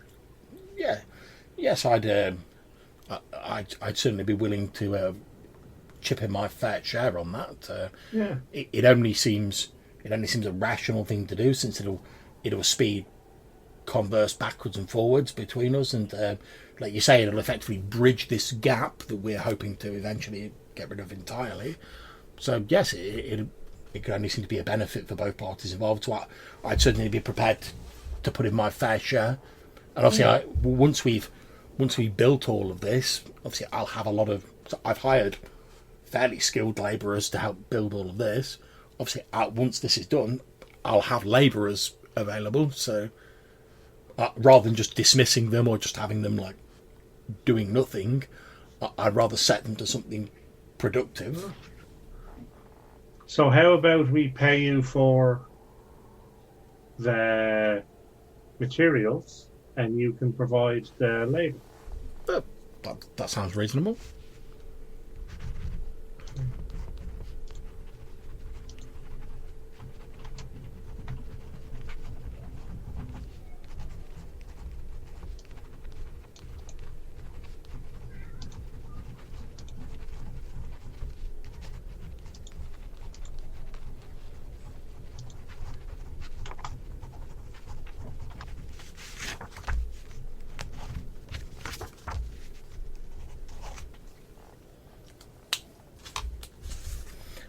Was there anything else? I probably really should get back to supervising the building efforts. Like I said, we're a little bit under that hammer because the journey back was a little bit slower than I'd hoped, to be honest. I think that's all we have. It's very good to see you. And Well, likewise, and obviously you like shakes all of your hands. Now, correct me if I'm wrong. Has Buchanan actually met Brock? I don't think he has. Nah, I mean, this is all. I think this is even before Brother Lomas is. Yeah, I'm pretty sure it was. Yeah. So he sort of he moves. He shakes Malcolm's hand. He shakes Wymore's hand. Then as he sort of moves to you, Brock, he says, "Oh, I don't believe we met." He holds out his hand and he says, "Hercules Buchanan, merchant, Keystone originally, old friend of Mr. Harps and Mr. Lonegroves here." Yeah. Any friend of theirs? He says, sort of shaking your hand. Yeah, I shake my hand. You're a local, aren't you? I've seen him. Ice Walker. Yes, I've been here since before the weather turned particularly bad, and we stayed throughout. He says yes. But back when I first arrived, and I was at the fort. There were a few of your people helping to defend the fort. Good fellows. Good strong fellows. Unfortunately, there's not many of us, and we are spread a little thin. Yeah. Well, I mean, it's a pleasure to meet you, Mr. Brock. Likewise, I'm sure we'll be, by the sounds of it, doing a lot more business in the future. Oh, indeed. That's certainly my hope. Well, anyway, I won't keep you any longer. It's good to see you all again and to meet you, of course, Mr. Brock. But I best get back to supervising the building efforts, and he sort of excuses himself and goes back to his supervision. You hear him like shouting at a couple of the labourers, like, "No, you need to lift that beam up there. No, it needs to be higher." should we check out these messengers? Or do we want to see how Cotton has gotten on with our rash friend? Well, we could split up, I guess.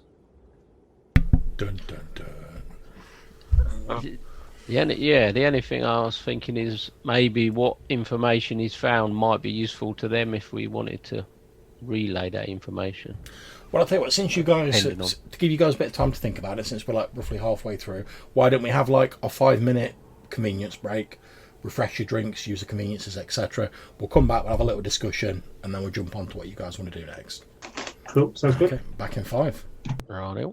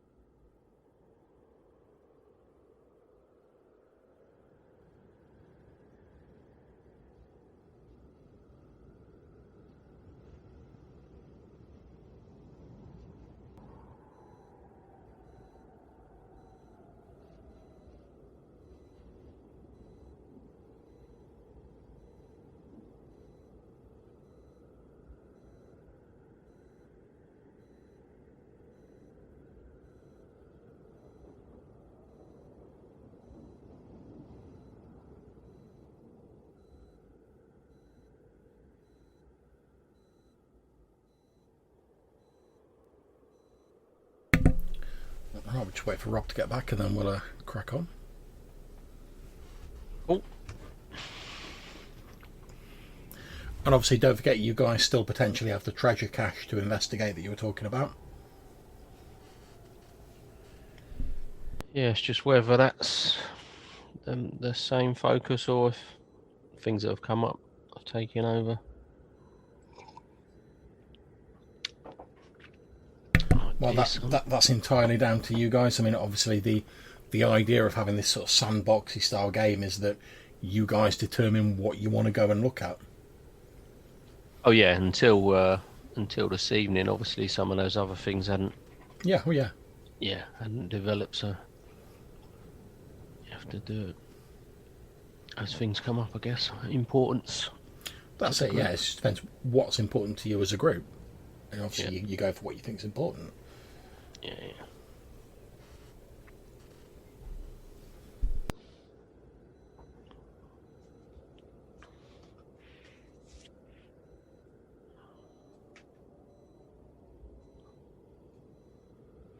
Did you manage to find another player for Thursday night? At all? Or... Yeah.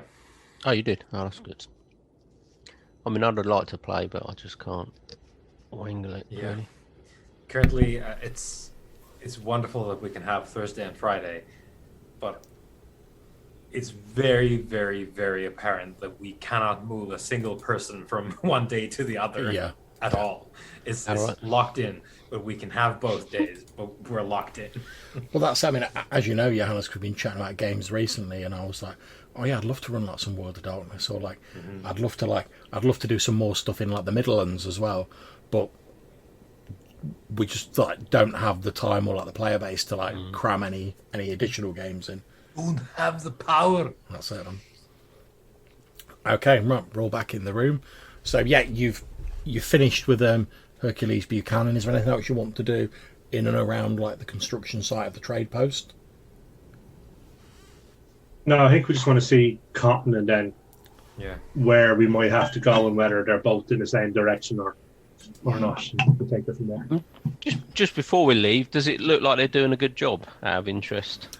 Yeah, it looks like they're doing a pretty good job. It looks like, as he said, he's hired some skilled craftsmen to like work on it. I mean, obviously there's different levels of people. There are just like normal labourers there, which is like the fetching and carrying and stuff. But you see like at least a couple of people who are like obviously got some carpentry skill, and there's other people around who are obviously like more skilled craftsmen. But do I think they're winterproofing it suitably for the conditions that are about to hit them? In my experience. I mean, obviously you've got experience of the Valconan winters, like the deep Valconan winters, because we're in like the first month. This is you know, this is nothing. It's going to get a lot worse from here out. So you think like they're doing the best job they can to prepare it for winters that they're used to, right? But you're like, it might be all right, but when you get into like the deepest months of winter, like it's heavy on Valconan. Well, before I leave, I might just give him a bit of advice on what he might come to expect when the heavy snowfall sort of sets in and stuff, with regards to how much weight it's going to be on the roof. And I won't know all the ins and outs, but I can sort of give him advice. Yeah, Buchanan will happily take your advice. Obviously, he knows you're a local, you're an ice walker, you guys are used to this terrain and these conditions. There's no reason to like doubt the advice that you're giving him, and he's certainly happy to take like any pointers. So he sort of nods and he says he'll make some revisions to his plans based on what you've told him. Yeah. So, but he thanks you for that. Okay. Yep. And happy to head back. Okay. So what's next on the agenda, guys? Cotton, I think, so that we can find out where these guys are and then make a decision on which to deal with.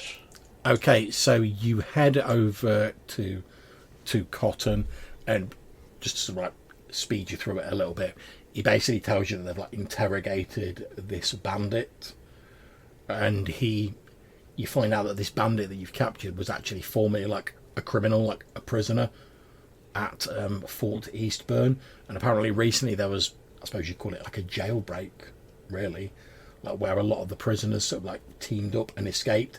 Now they didn't stick together as like a sort of single unit. They all sort of scattered and went their own way in like smaller little groups, you know, fleeing into the forests and the hills and stuff like that to make them more difficult to track.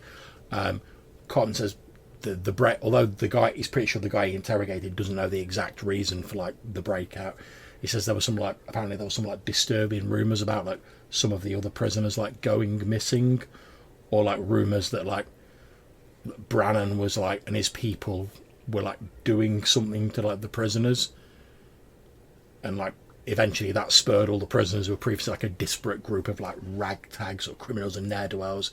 It sort of spurred them to like briefly sort of join together to stage this like jailbreak, going like, oh, we all break for it at the same time.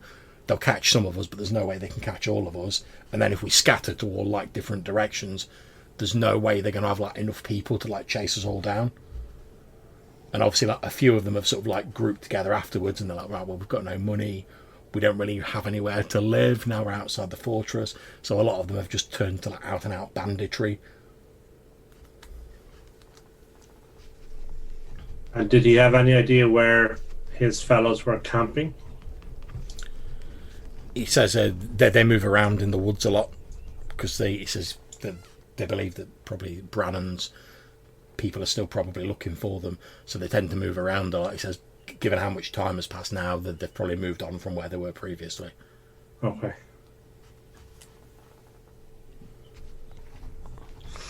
Well, they won't survive the winter, right?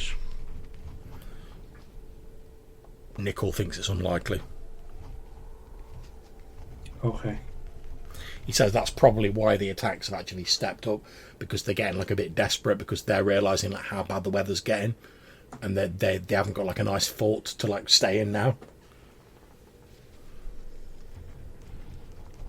Yeah, so hopefully they won't be able to really mount anything dangerous to us.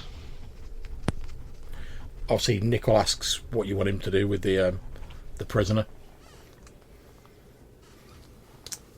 Short drop with a sudden stop. He's like, I've got no problems with that. He's like, by all accounts, he's a criminal anyway. He says, I'm not sure what McCord will think about it, because you know what with her and her group being effectively criminals, outcast from Eastburn. You know, if we just start executing people. Well, maybe have a chat with her and see what she thinks. Okay. For me, he's attacked the fort. Right. He's killed some of our people and some of her people. Yeah, the fact there was casualties ups the ante somewhat, I feel. He says, yeah, I'll have a talk with McCord about it.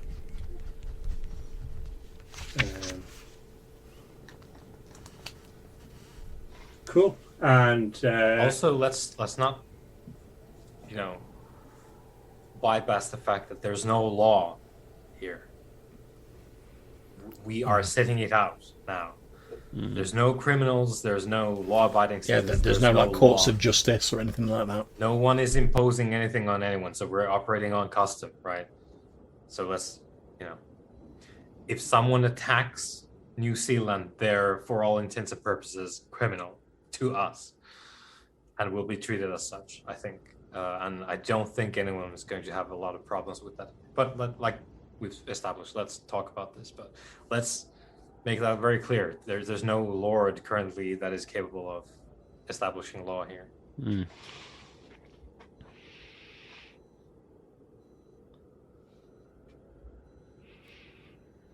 Yeah, Cotton agrees that he'll have a word with McCord about it. He says he's personally got no problems if someone attacks the fort, especially if they've killed people, as they have. He's got no problem with putting them out of their misery, so to speak, because he's like, what's the alternative? If we kick him out of here, as you said, he's not going to survive the winter. Yeah. And plus he might be preying. If we leave him out of here, he might just hook up with his friends again and start preying on other people. Yeah. So he's got no problem with that. He's just sort of like, oh yeah, it's quite handy having like McCord and all of her people here. If we just sort of like hang this guy, is it going to cause problems with them? But he's like, I'll have a word with them, we'll sort something out, don't worry about it. Yeah. Use your best judgment. Of course. So do we want to look into these messenger group just to see what sort of setup they got, numbers, etc., or? I think so, before we move. Because they're close. Mm. What do you think, Weimar? Yeah. Yeah, I mean, it's good to get all the admin sort of done around this part, I guess. Yeah, just while make sure we're they're not a danger to us, and here. that they understand that we rule the roost. And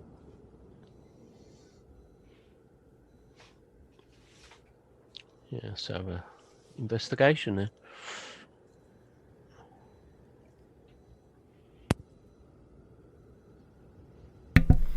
Yeah, absolutely no problems at all. You follow the directions that you've been given to this sort of like messenger camp, I suppose. I say it's to the sort of northeast of where your home is located. I'll sort of ping that on the map to show you roughly where it is. So it's about there.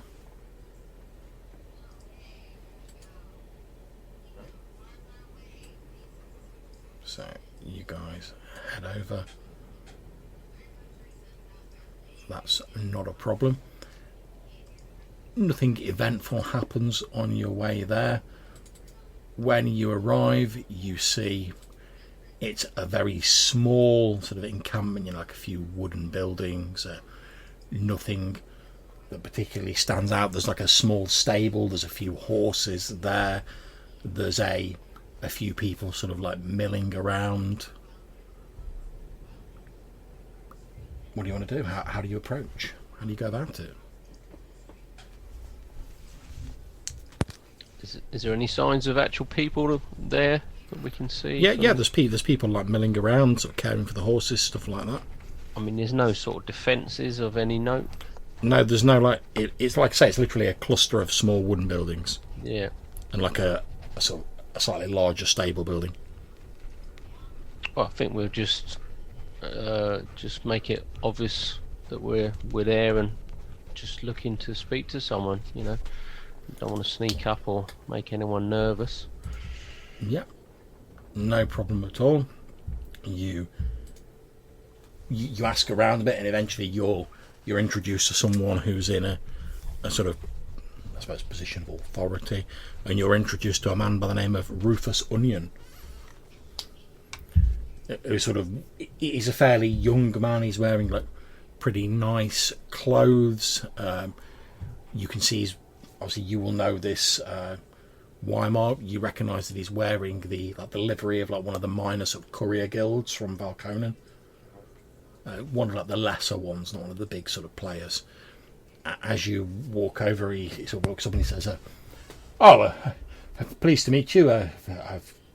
My people tell me you want to discuss something with me. Onion, Rufus Onion. Yeah, I'll introduce myself and the others. My name's Brock. We Splendid. Just reaching out. We've travelled from New Zealand just to the southwest from here. He says, "Oh, yeah, yes. Where the little blue fellow is." Yes. He came over here. Must be a few days ago now, wanting to talk about potentially using some of our riders to do a bit of sort of scouting and information gathering for him, that sort of thing. Yeah. We just wanted to see, what sort of setup you've got. I'm afraid it's a bit. It's a little bit makeshift and sort of bare bones at the minute, but we've sort of done the best we can with what we've got. Obviously, we're hoping to expand at some point in the future. But we had hoped that we'd be able to secure work and a good deal of business from the Forts Eastburn and Kersey. But obviously, I'm sure by now you've heard the rumours of what's going on at those. We're currently investigating whether we can maintain sort of business lines between the two forts, Ebelis and Hawk, further to the north. But we've not been able to formalise any arrangements yet. I've sent riders off there to try and speak to the lords of those forts, but they've not returned yet. But we're hopeful. We're hopeful. Well, I'd be cautious. The weather will be turning soon, much worse than you see now. Yes. So I assume you're not from. Well, you certainly don't look from around these parts. No. We're originally from Raveline. Well, we extend a welcome from New Zealand, and should you need anything, you know where to find us. Oh, splendid! Thank you very much. Thank you very much. Absolutely splendid. We've not formalised our rates yet in terms of carrying messages, couriering parcels, etc. But once we've sort of finalised that, obviously, if you need anything, any messages carrying, like small parcels, couriering around anywhere, feel free to let us know. I'm sure we can work something out. I'm sure there'll be some need for some of these services in the future, certainly. Splendid. Yeah, we know the infrastructure in Valconin isn't really here at the minute, but we're hoping that once things start settling down, and I expect more people are going to arrive when the warmer weather comes.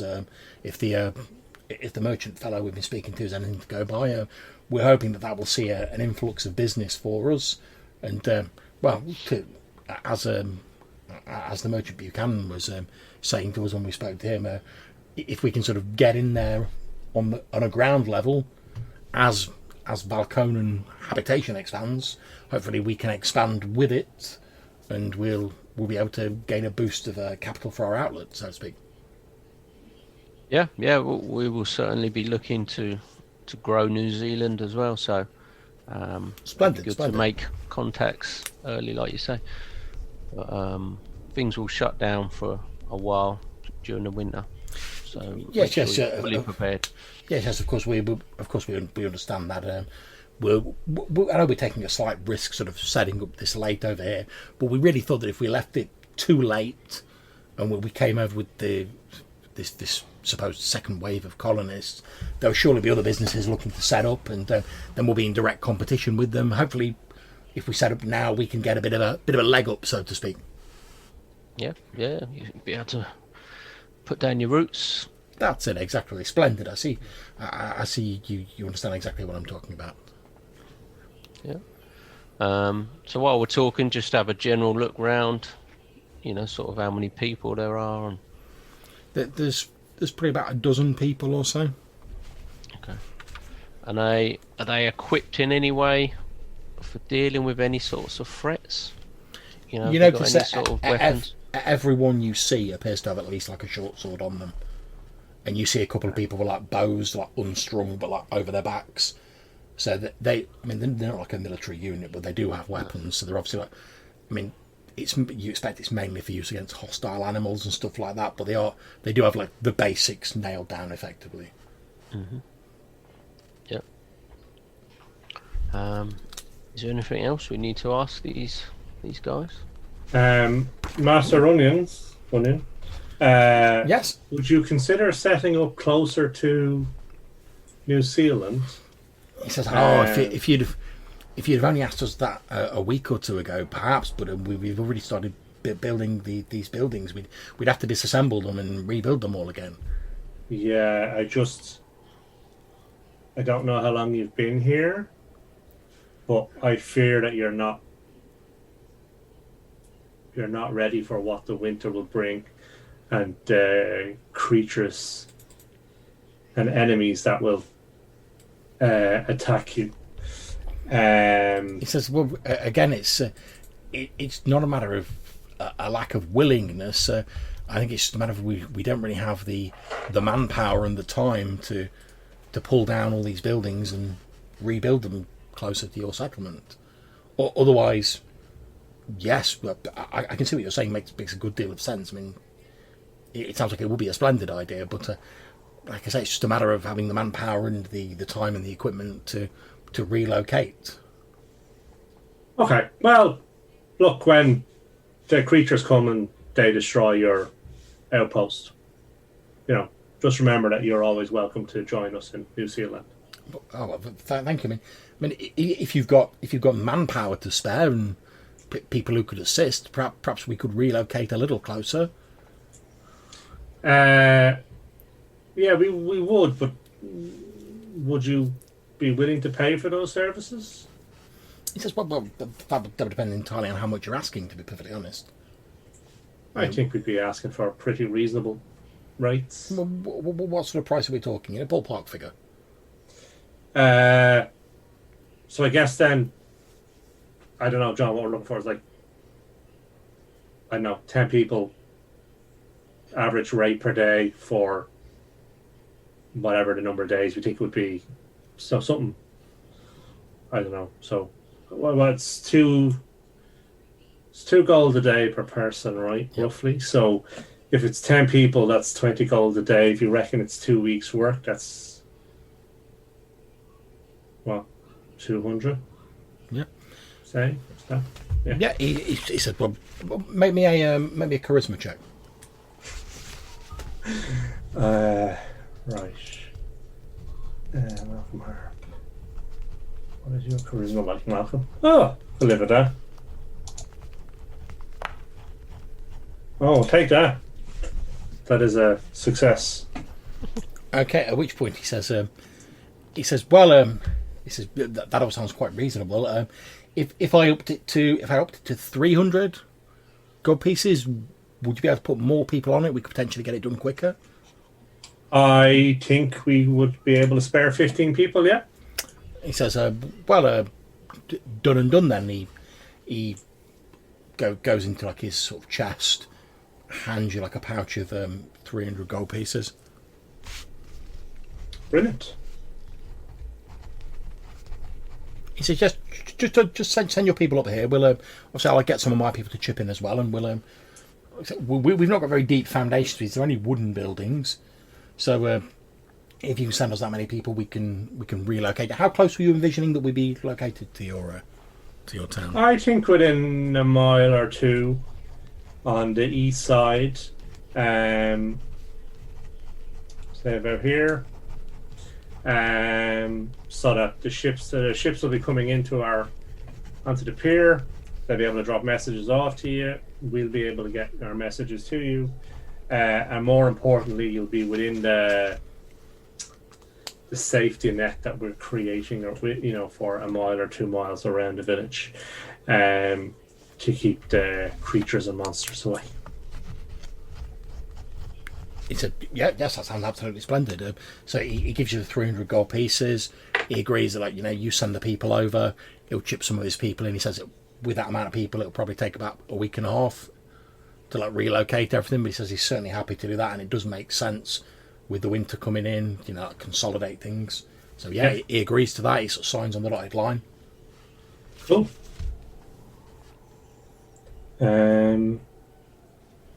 Cool.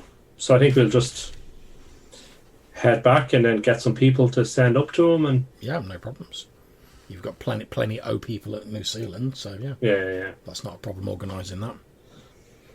Okay, so we'll give Cotton the money and tell him to find 15 people to go up and get these guys to come down to safety and have to be living in the middle of nowhere on their own. Yeah, he says that's absolutely fine. He'll see to it straight away. Cool. Okay. So all that's in the offing. Obviously, after this session, I'll effectively make a clock for that, and I'll sort of tick that off so we know, like I did for Buchanan, going back and coming back to Varkonen, so we'll know exactly when that's finished. But that's in progress straight away. Cotton starts getting that underway. Cool. Okay. Okay, so how do we feel about visiting Deerson on our way to the treasure trove? Is that to investigate the witch type reports, or just to see how they're doing with regards to the bandits? I think that might be to murder the church officials. But definitely investigate the witch, right? Entirely up to you guys. Well, if there is a witch, then Brock would want to get rid of it. Yes, so we already have one sort of threat in that category, in the form of the who knows where that person is now, but the former sort of power behind the Lord. Yes. So Brannon. we don't want too many of these threats that No. we don't know how to address running around. Well, isn't he taking over Eastbourne? Or Who Eastbourne? knows what's going on? I thought he was. Basically, you guys have heard rumours that that Lord Eastburn died and Seth Brannon, his seneschal, has taken over. But obviously, none of you have been there, so you don't know how accurate that is. But that's what you've heard. He was the voice in the ear, wasn't he? Yeah. Yes, he was. Yeah. And he's obviously, well, from the reports that we've heard just now, they're obviously using people to do some sort of horrible experiments and whatever he's doing up in those mountains that you were investigating. I don't think I've got any knowledge of that at all. To be honest, I think that was all Brother Loma. So.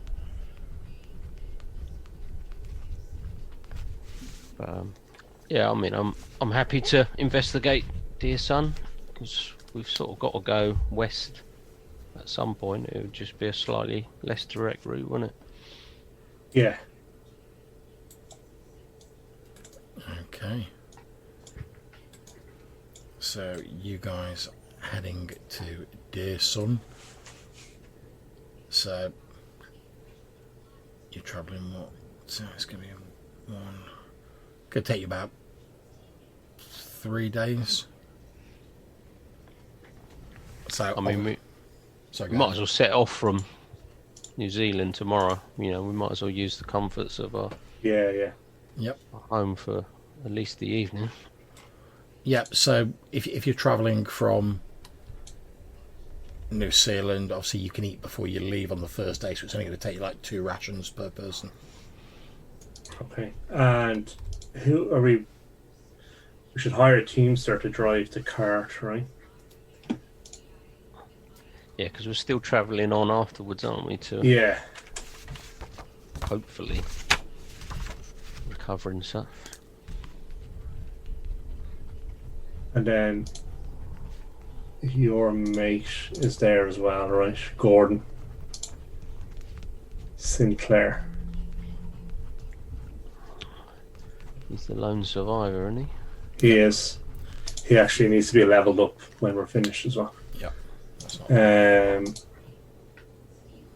so I think we'll hire a teamster and then the 3 of us and Gordon. Is that enough? Do we want to hire 2 of McCord's people as...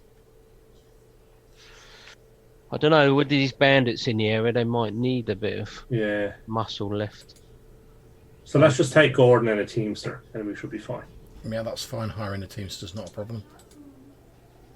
Plus, you're doing all this building work, so we're spreading them a bit thin, aren't we? Yeah. Okay.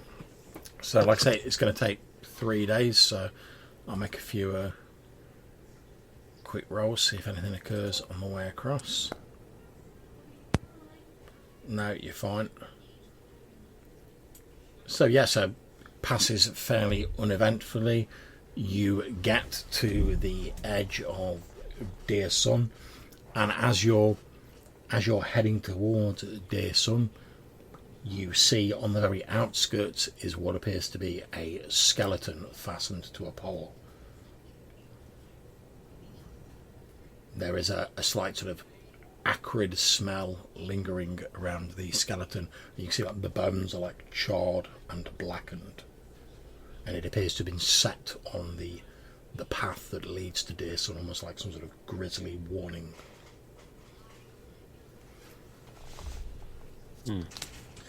I see some witch hunter folks getting their heads cut off. That's if you think they're still there. No matter where they are. Oh, right, yeah. Okay. Okay.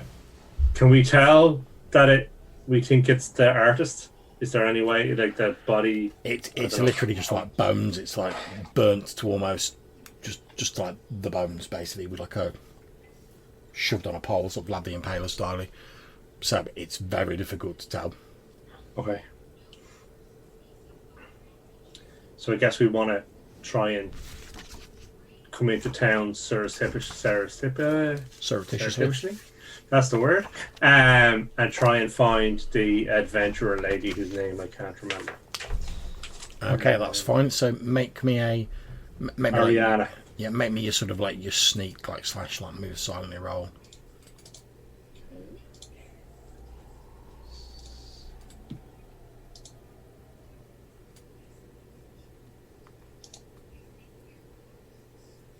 I think that's a fail, isn't it?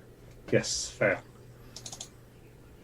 Okay, so you start making your way into the town, and on the outskirts you can see there is a robed figure, and you also see Ariana, the white-haired sort of female soldier, ex-leader of the Delvers of the Twin Knights, and she appears to be having like a very sort of like loud argument with this figure in the robes. Like she's like jabbing her finger at him, and there's obviously like very harsh words being banded between them. And as you get a bit nearer, you can sort of catch the gist of the conversation, and she's basically giving him a dressing down, saying, you know, there's no evidence of witchery in Dear Son. She thinks what they've done is disgraceful. If she had her way, it would be them on the pole.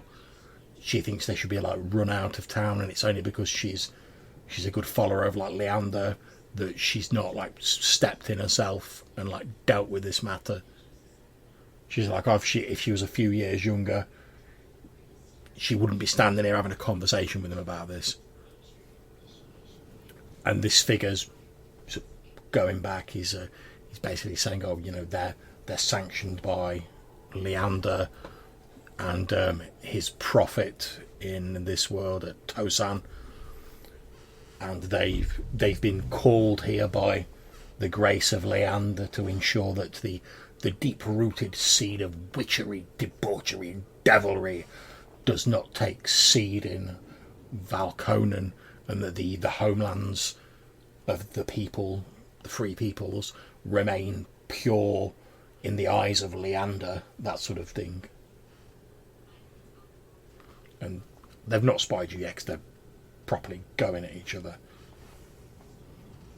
Okay, and so we don't think that this is the Father Aben, the priest. We think that this is one of the newly arrived. Okay. What's he wearing? Is he like a priest, or is he like a knight or something? He's wearing sort of vestments that you would typically associate with a priest, almost like monks' robes sort of deal. One thing you do notice about them is the robes are white, although obviously they're a little bit dirty, you know, because they've been travelling across Valconan and stuff like that. You do notice that around the sort of trim of the hood and the actual sort of hem of the robe, there's like a deep crimson sort of like flame pattern embroidered in it.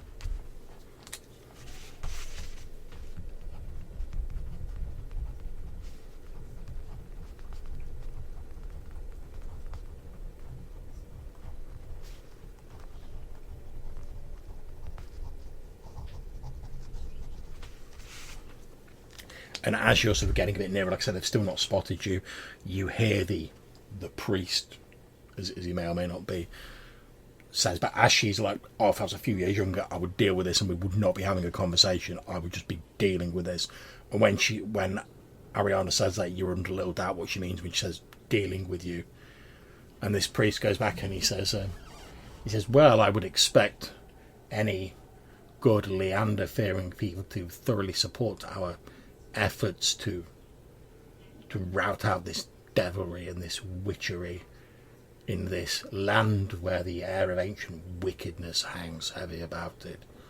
But, and then he sort of like looks at her, and there's an obvious implied threat to what he says, but he's like, but perhaps the root of darkness runs deeper in this place than we had suspected. I would advise you to pray to Leander and not interfere with our holy work, lest the divine eye of the golden Leander, turn upon yourself and lay bare your sins.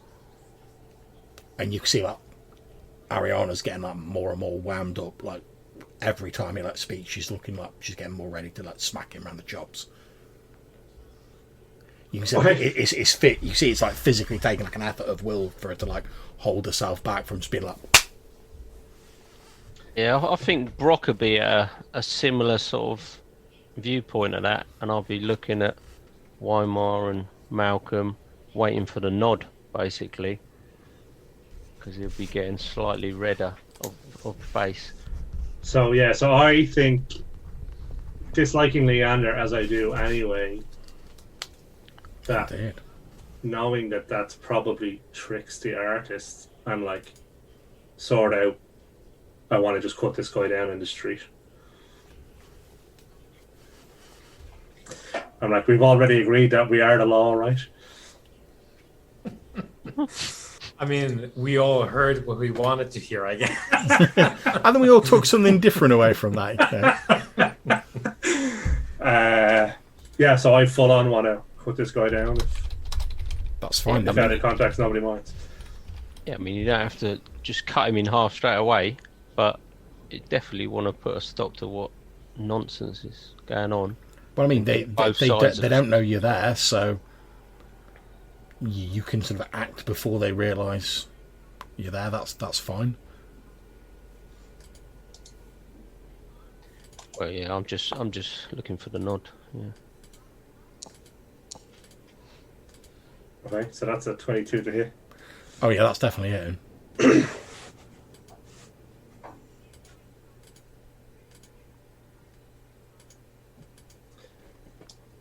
How much damage are we talking? 6. 6, okay. Let me just check whether you have cut him down. No, you've like severely injured him. It looks like a strong wind could like finish him off now. And literally, I presume you've just run in with your sword and like. Yeah. Yeah. So you like run in. You briefly see Ariana's like face like register a look of surprise because she didn't know you're there. As you just like come charging in and like skewer this guy. He like falls backwards off your sword. You can see he's got like your sword's literally gone like through him. There's like blood soaking into his like white robes. He falls back to the ground, to like muttering a prayer to like Leander as he like collapses backwards. You can see he's gone pale. It's obviously like blood loss, shock, etc. He's still sort of clinging tenaciously to life though. What about Brock and Weimar? Obviously you've seen Malcolm just go. I mean, you don't exactly know. You pretty much know how Malcolm feels about Leander. He's not shy about telling people. You've just seen him go steaming in and like skewer this like priest who was now like lying on the ground like, oh, by the grace of Leander. Like blood just like pissing out of his side. What you Probably guys would have followed him in. Yeah. So what's the immediate reaction on on the scene here? Okay, so as you're charging, you can see this guy lying on the ground. Basically, you could like kick him in the side of the head and like finish him off now if you wanted to. To the point, if anyone wants to finish him off, I'm not going to ask you to make a roll because he's got like 1 hit point left, and he's like lying on the floor like bleeding profusely. Ariana's still just sort of like she's taken half a step back, her face a look of shock because she didn't know you were there. That's what you see when you come steaming in. You see this guy's just like holding his side with one hand and he's like holding up his other hand as though to like ward off like a second blow. I mean, I see the Ice Walkers of sort of a bit more down to earth, day to day. They live definitely. They're more pragmatic, certainly. Yeah, so I don't think they're heavily religious, but you can tell me otherwise if you think that they would be. So I'm fine to run with that. That's absolutely fine. Yeah. So I mean, I would just follow Malcolm in, and I'll just put a foot on his chest, like, and just pin him down. I know he ain't going anywhere, but okay. As you run over to him and you sort of raise your foot up to like put it on his chest or whatever, like his hand that he's holding up, he's like, "Leander, protect your loyal servant." And as he says that, like this sort of like golden light starts like streaming out from his hand. At which point, can I kick him in the head? Yeah. I will take a step back at that. Are you actually trying to kill him or just knock him out? It's up to you. I want to kill him. Sorry, just don't Yeah, touch it. you just like kick him in the side of the head. He's like, his hand falls down, and gradually the light sort of fades away. Okay, so I guess I'll turn to Ariana and try and get her to calm down. She looks to be pretty calm. She's pulled herself together pretty quickly. It wasn't like, oh my god, you've killed someone. It's more a case of like, oh, I didn't know you were there. Okay. Like she doesn't appear to be that upset by the fact you've just like offed this guy. She just sort of like gives you like a nod. Okay. Was that Trix's body that we seen outside town? She says, no, it was Aben, the cleric. And so these golden Leander tossers burned Father Aben. Yes, How their leader. Look quickly, she says. But before anyone realizes what's going on, obviously his cries will have attracted attention. Quickly, my house is a short distance outside the village. Let's head there and we can talk in a bit more safety. Okay. And she like leads you away to like a small sort of like hut sort of cottage that's built just outside Dearson, like right on the very outskirts. She takes you inside there. It's comfortable, it's nice, but it's quite small. But you sort of cram in. There's basically a sort of like a central like little room where she obviously eats and does her thing, and then there's like a little bedroom attached to it. And she sort of sits you down, and they says it's a bit rough and ready, I'm afraid, but it's the best I can do. I've got to admit, I was quite surprised to see you fellows arriving on the scene. We had heard that Trix was in some trouble with some church officials. So we came as quickly as we could. He says, yes, she wasn't. There's some nonsense, and I'm not sure how much you've heard, but we laid by a good store of crops, supplies, dried meats, that sort of thing, to see us through the winter. And obviously we do regular checks on them, make sure none of it's been stolen or spoiled. One of the villagers went in there, it must be a month ago now, and found that fully at least half of the supplies had spoiled, which, given the cold weather, hardly seems likely, especially since they were fine a few days earlier. As is often the case with superstitious people, of course, the talk turned to witchery, and then someone said they'd seen a Trix lurking around the barn the day before. One thing led to another. You know how superstitious these peasants can be. Yeah. And then with these people from Tosin, these priests arriving, they've stirred the whole matter up. They took charge of rooting out the witch. Their leader, a man named Campbell, he said the initial blame was to be laid at the foot of our previous priest, Aben, because he'd allowed this evil malignance to take hold in Dearson, where it was his duty as a priest of Leander to root out this evil and make sure it didn't take hold in Dearson. While I couldn't really do anything for him, unfortunately, whilst they were dealing with him, I was able to get a Trix away from there. And I've got to be honest, I gave her supplies. I told her to get out of Dearson. I told her not to tell me exactly where she was heading, because then if they captured me, or they were able to somehow get the information out of me, I can't tell them what I don't know. So okay. I don't know exactly where she's gone, but I gave her all the supplies I could. I gave her my horse. I told her to put as much distance as she could between herself and Dearson. And when did she leave? It must have been a couple of weeks ago. Okay. So, well, she didn't come east. So I fear she has potentially gone to Fort Eastburn, which may even be more treacherous. Tell me, how many priests has Campbell got? Well, 6 now. And while they're discussing this, I'm going to step outside and try and keep out of sight, but just keep an eye out in case anyone, comes upon this body, and all hell breaks loose. Okay. So whereabouts are these priests? They've taken up residence in the old church building where Ben used to live.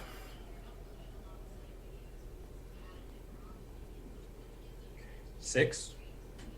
Well, six plus their plus Campbell. Obviously there was 7, but it sort of jerks ahead in the direction of the door. Are they in the church itself, or are they in like a living building near it?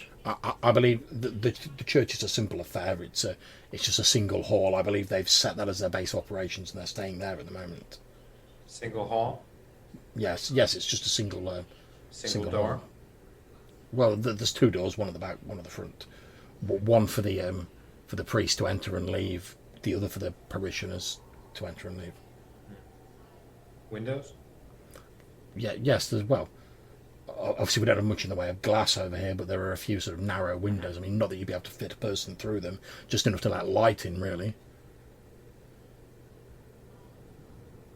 Are you thinking what I'm thinking? If we have enough hands and some hay.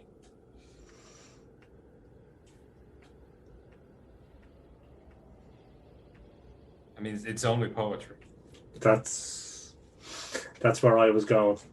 Poetic justice.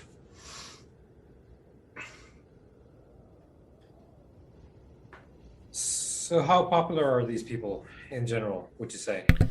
Well, I don't know that I'd say they were popular. They're certainly feared by the villagers. I mean, it's obviously most people in Dearson follow Leander as we all do, but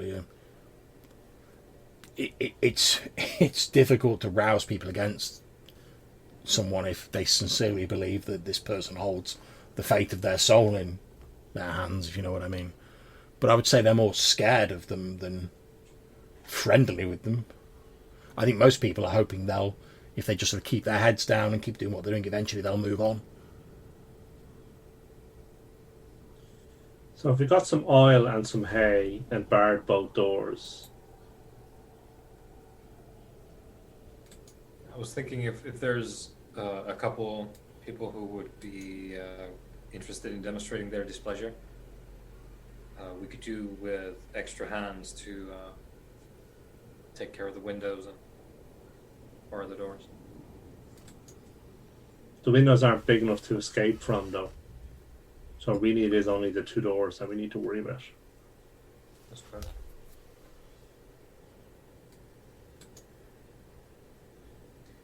Anyone we could approach with the goal of helping the priests move along? I address our local friend. She says that. I think, to be honest, they're all too scared to directly assist you.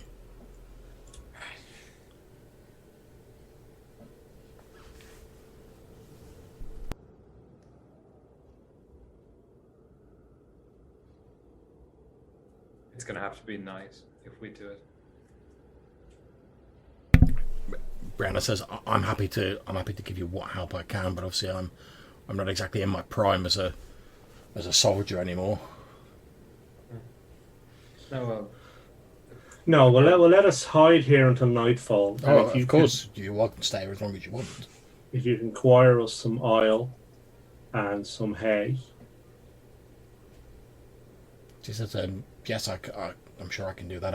I haven't told anyone that I've got rid of my horse for obvious reasons. So me buying hay shouldn't seem anything unusual. Obviously, I do need oil to light my cottage, so I can easily pass it off as I'm just trying to lay in supplies for the winter. That shouldn't be a problem." Yeah. so Brock, what about this body, let's though? put the body away. Yeah. Yeah. Okay, and obviously Brock's outside, sort of keeping an eye on the body from a discreet distance. I just have a cheeky roll of a d6. Okay, so because you're a little bit on the edge of the village, Brock, no one seems to have wandered past yet. So no one's come across the body yet. Yeah, I'll give a long, plenty of warning if they get anywhere near the chance. I'm looking for anyone that might get anywhere near it, and then I'll be trying to hurry the others up with their conversation. if that comes. So I guess we'll come out then, and knowing we want to wait for nightfall, we're going to have to try and move the body and hide it. So I guess we're just going to saunter down to it and put it in the wagon and cover it up. And it's snow in it at the moment. Yeah. Yeah. So it should be fairly straightforward to cover it up once we've removed the actual body. Okay, so whilst you're moving the body in the evening, I'm going to make one more roll to see if anyone comes across you while you're doing it.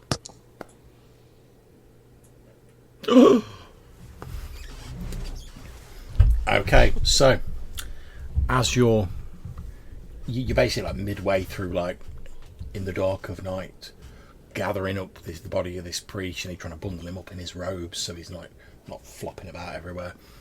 You're carrying it away to the wagon, put the top over him, park the wagon behind the cottage of Ariana, and you're just about to do that when you see like a villager who's just sort of like obviously just like wandering about. He's having like a walk, and he sees you obviously like midway through like loading this obvious body wearing these like white robes. There's a full moon, so it's quite easy to see the moonlight reflecting off these white robes as you're like loading it into the cart, and he's suddenly like, hey, murder, murder, murder, and he starts like shouting out at the top of his voice, and you hear like a few other shouts go up, because obviously people in Dear Son have like heard him, and you see like a few people start like sticking their heads out like the doors of like these wooden buildings, and like the cries being like taken up by other people. How late, John, is it? It's probably about 10 in the evening. So it's proper dark then because it's winter, right? It's dark. Okay.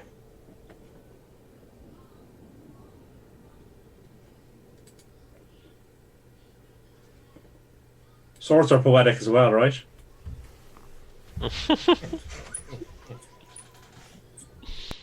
Bows, daggers. Well, the problem is now that You got the whole village involved now. we're gonna potentially. need to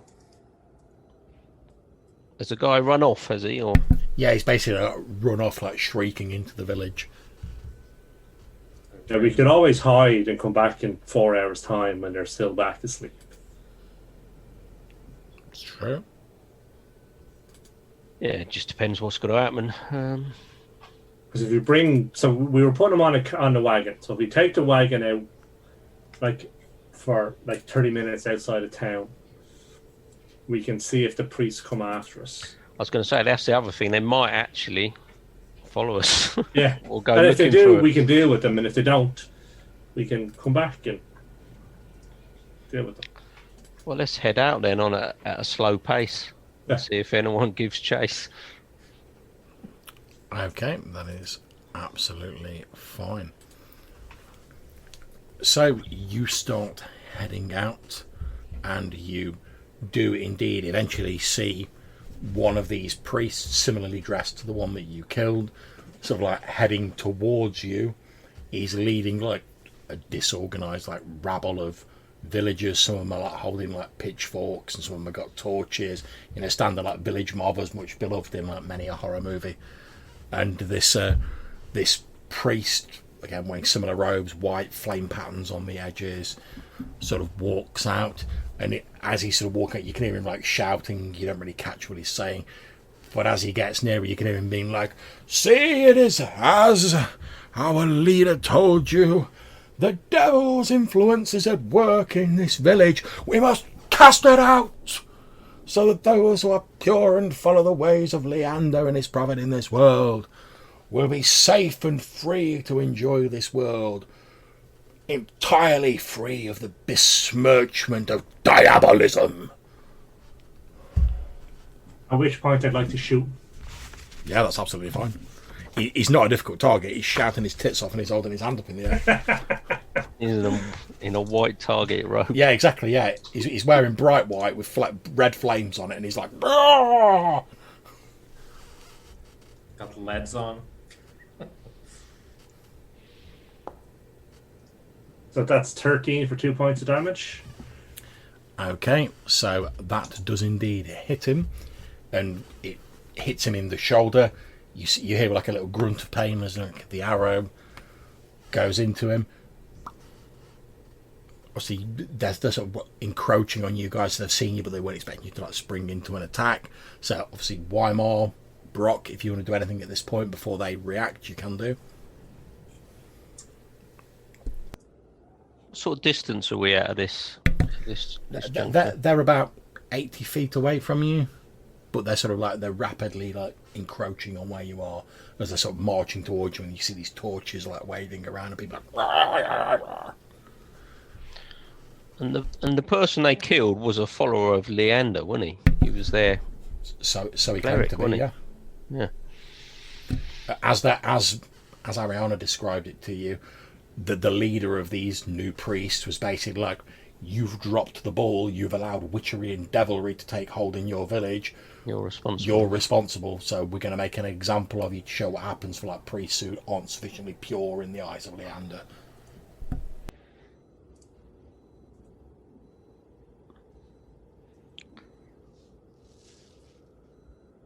Well, I'm waiting to see if they come closer because. Yeah, I guess I would be too. So I would like to get on my soapbox. How many people are in the mob? Roll me 2d12. Tell me what you get. 14. There we go, 14 people. Okay. So I want to jump up on the back of the wagon so they can see me and hear me and call out. Who among you was involved in the murder of Father Aben? Okay, make me a charisma check.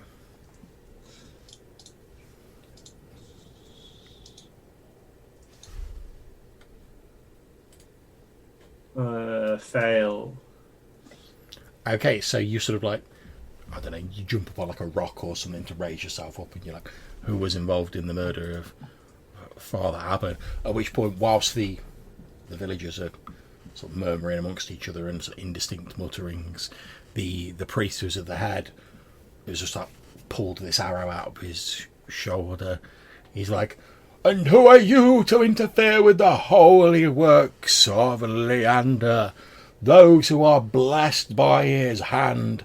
At which point he like clamps his hand to his shoulder where he's got this like bleeding wound, and as you watch, like the wound closes up, and he says, okay. See, those who wield the true favour of Leander cannot be smote by disbelievers and ne'er-do-wells. And sort of seeing him like just heal himself with the power of Leander, the villagers are sort of like around him like sort of buying into like the Kool-Aid that he's selling them. Okay. And they obviously like carry on like marching forward. Yeah, okay, so I will once again you are nothing but a murderer, a true priest of Leander is what Aben was, and those who murdered him will face the wrath of the judge, at which point I will shoot him again. Go for it.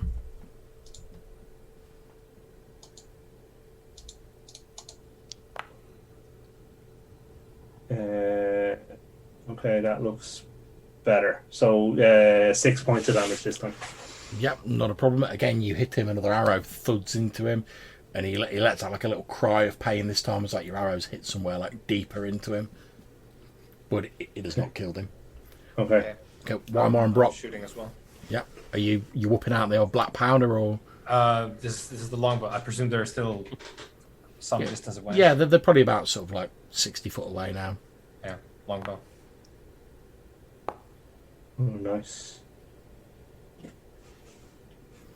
Okay, yep. The second arrow like thuds into his chest, and as he falls to the ground, obviously dying, he's like, oh, Leander will welcome me into his halls, and he falls to the ground and rapidly expires. So I'll jump up again and be like, people of their son, these fake priests have led you astray. They have forced you into murdering your own priest. But our trouble is not with you.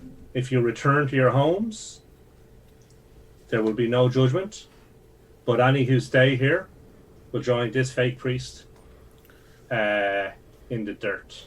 Okay, yep. Having seen the priest, I'm not even going to ask you for a roll. They're just like peasants, superstitious peasants. Having seen this priest just like very easily dispatched in front of them when a few moments ago he was like, look, the power of Leander will not allow me to. Down I go. Yeah, they start like, a lot of them like drop their pitchforks and torches and they start like dispersing and retreating back to their homes like rapidly. Can I examine the priest's body to see if there's anything of interest? Yeah, absolutely fine. You can examine his body. He's wearing the robes as I described previously. He doesn't appear to have any items of it. He's got like a small dagger on him, which is like a basic utilitarian like knife, like tucked in his belt. Aside from that, he doesn't really seem to have any possessions on him. Okay. And from Rohaleen, would we know that these guys are clerics / magic users, or do we think that they have some symbol that allows them to do this? If you want, you can make me a wisdom roll, because you know they're from Tosan, one of the kingdoms. You can make me a wisdom roll to see what you know about Tosan. Obviously, Weimar, you can do this as well. Obviously, not yourself, Brock, because you're not from Rohaleen. Yeah. So what was the roll? Wisdom. That's a success for me anyway. Okay. Oh boy. Okay. So between the two of you, you guys know that the Tosan theocracy is a religious empire it's one of the three kingdoms of Rohaleen. It was founded based on the teachings of Tosan, who was one of like the first disciples of Leander. The state's ruled entirely by a pope. It's extremely zealous about persecuting those they like classify as like heretics, which at various points in time seem to be like anyone they don't like. I've been there. Yeah. Very recently, as you will certainly know, Weimar, they're engaged in a war with Keystone, where Weimar comes from. Allegedly because they were like, oh, the avarice of the merchant princes is heretical. But a lot of people were like, yeah, they just wanted them tasty trade routes for themselves. The war only stopped with the discovery of the Valkonen was once again habitable. It's mainly populated by humans. Once there were Kalna dwarves there. However, after getting into numerous conflicts with like the humans, who like didn't approve of their like ancestor worship because they're like, no, it's heretical. Leander is the way. The dwarves were like, yeah, we've had enough of this, and they withdrew to like mountain strongholds and seemingly just disappeared. You would probably know, Malcolm, that there's a single tribe of wild elves who sort of like lurk in the forests, but they're very private and they use magic to like hide themselves because, as you know, the elves were sort of like linked with the old like mages from Valkonen, which is obviously not too popular in the Tosan theocracy because they're like magic devilry. You know that it is common for like inquisitors from the Tosan theocracy to wear these like white robes with flame patterns on, given the ridiculously good rolls you guys got. So they're not like your normal lay priests. They are like specifically like inquisitors who are sent to like root out heretics. They're pretty much like they're like the Judge Dreads of religious authority in Tosan theocracy.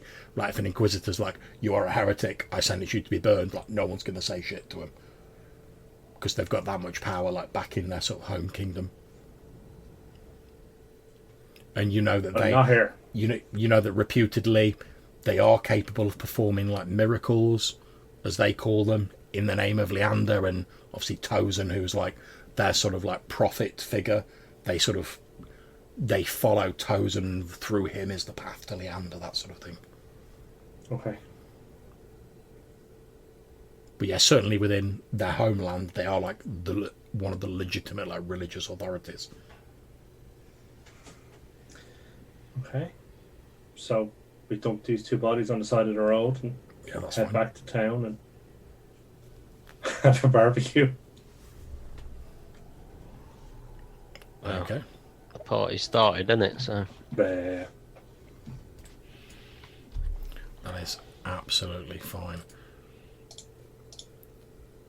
So you head back to the town of Deersun, or the village of Deersun.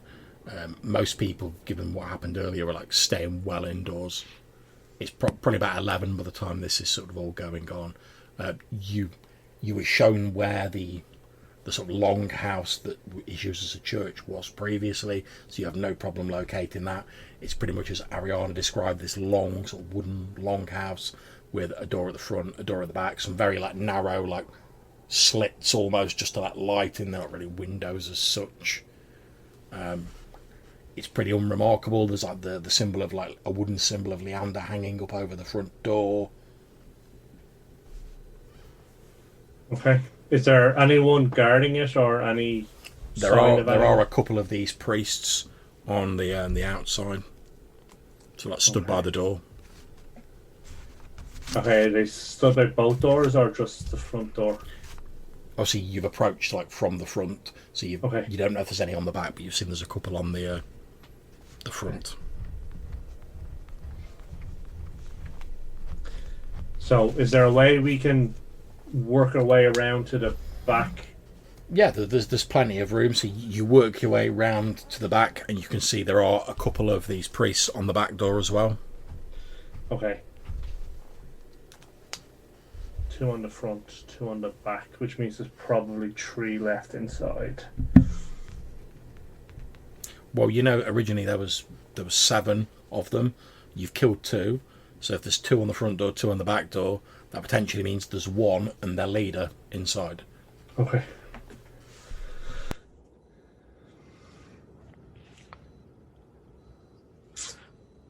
And they don't seem to be alerted or looking out for anyone in particular. I mean, do they seem to be on high alert? Bizarrely enough, despite all the shouts and everything that's gone up, no, they don't seem to be.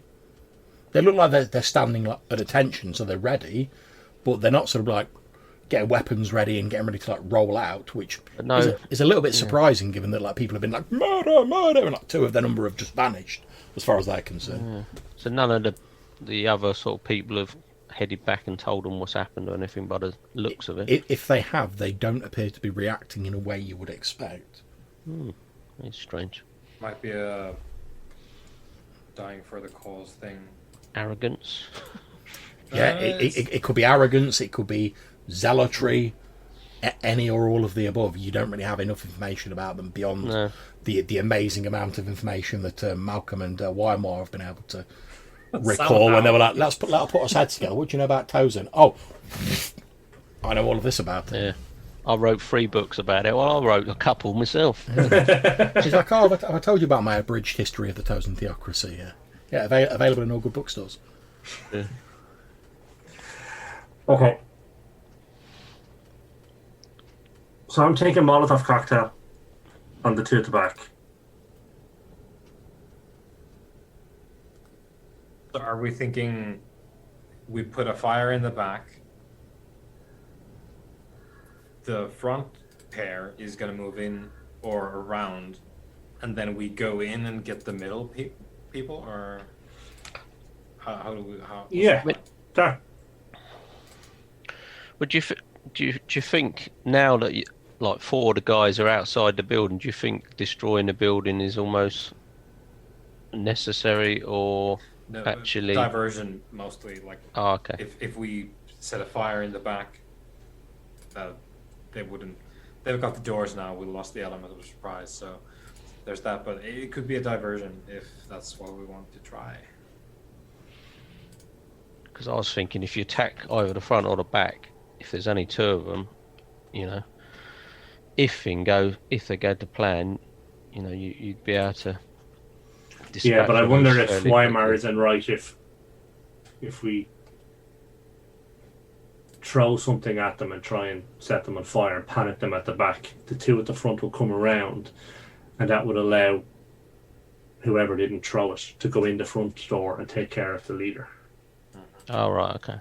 And if Gordon was the person who was doing the diversion, then the 3 of us could go in, take out the leader, and then deal with the rest of them. Gordon could lead them on a merry hunt with his ranger skills. Run into the woods. Yeah. Oh, right. So you're not proposing to attack on two fronts. You're just distract one side and go in the other side. Okay.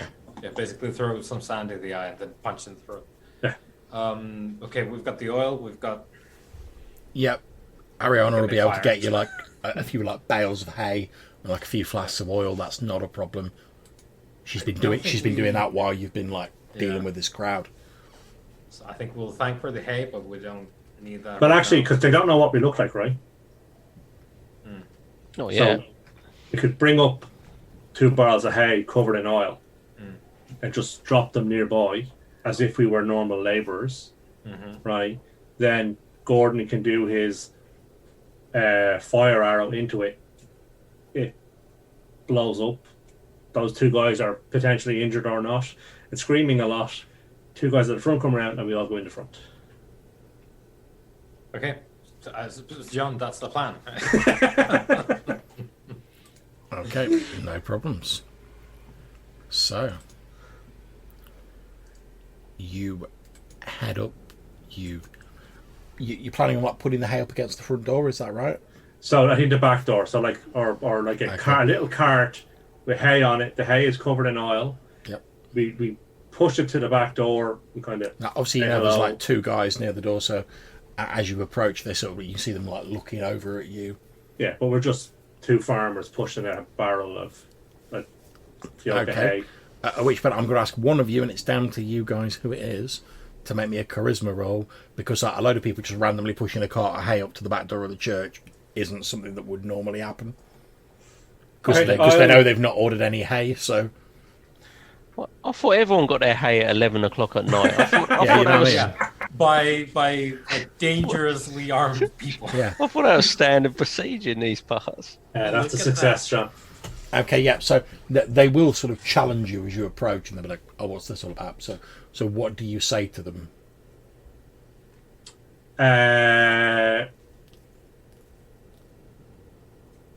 Sorry, give me a second. Yeah, no you just need to it needs to be like a vague sort of idea, because we know you passed the charisma check, so I'm guessing there's some sort of porch there or something, right? yeah, there's like a... So we're like, we just want to leave this here under the porch because it's going to rain. We don't want the hay to get wet. Because it's to feed the horses, blah, blah, blah. It's the food for the winter. Okay, as you're sort of saying that, one of them, he sort of nods, he doesn't interfere, but he just pushes the door open like behind him, and as he does that, you hear a voice, like quite a cruel sounding voice from inside, saying, why don't we just drop this pretense and you can come in and we can discuss this like civilized people? Is this crude attempt at deception entirely necessary? Well, why don't you come out? Very well. So the voice from inside says this. Yeah. Okay. Guys at the front, do they say anything more aside from challenging us? As we Nope. bring the... They just sort of challenge you. They open the door, and then this voice comes from inside, and they just sort of like stood there with their heads slightly bowed. And obviously Malcolm's just been like, why don't you come out? And you hear that this sort of like an equal mixture of like cruel and slightly like bored sounding voice say, very well, if that is the only way to resolve this.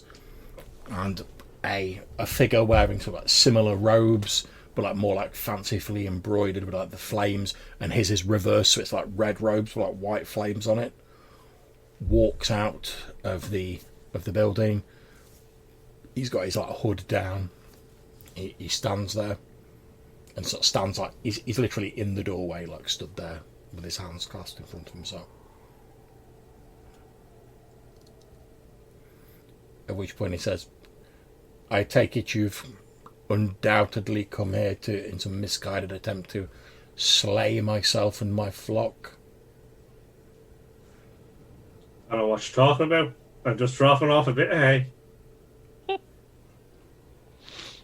He sort of like does this. It gives you like a bit of an up nod, and he's like, I do assure you that these childish, crude deceptions are as nothing before the shining light of Leander.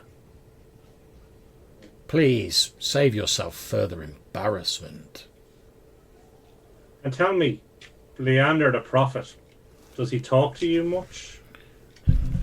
He smiles and says, Leander is not a prophet. Tozen is the prophet of Leander. He was... I think you will find that you are mistaken. And that Leander is the prophet. And Tozen is the disciple. He smiles and says, perhaps. But in answer to your earlier question, yes, Leander speaks through me and blesses me that I might use his divine gifts to carry out his holy works. And is burning his priests the holy work that he has asked you to perform for him? It is necessary to weed out those who have failed in their duties to Leander. It is not a pleasant task, but it is necessary. I suspect that you did find it to be a pleasant task. I assure you I take no great pleasure in this act, but I know that it is necessary.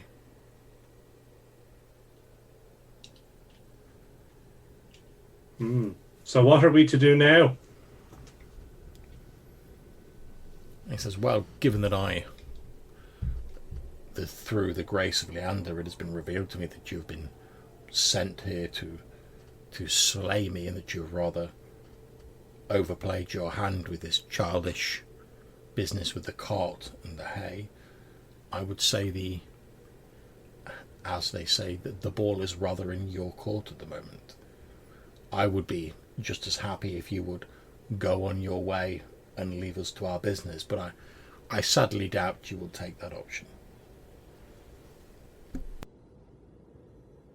It is not in my nature to walk away from bullies. Now, what is the... How do you see this going?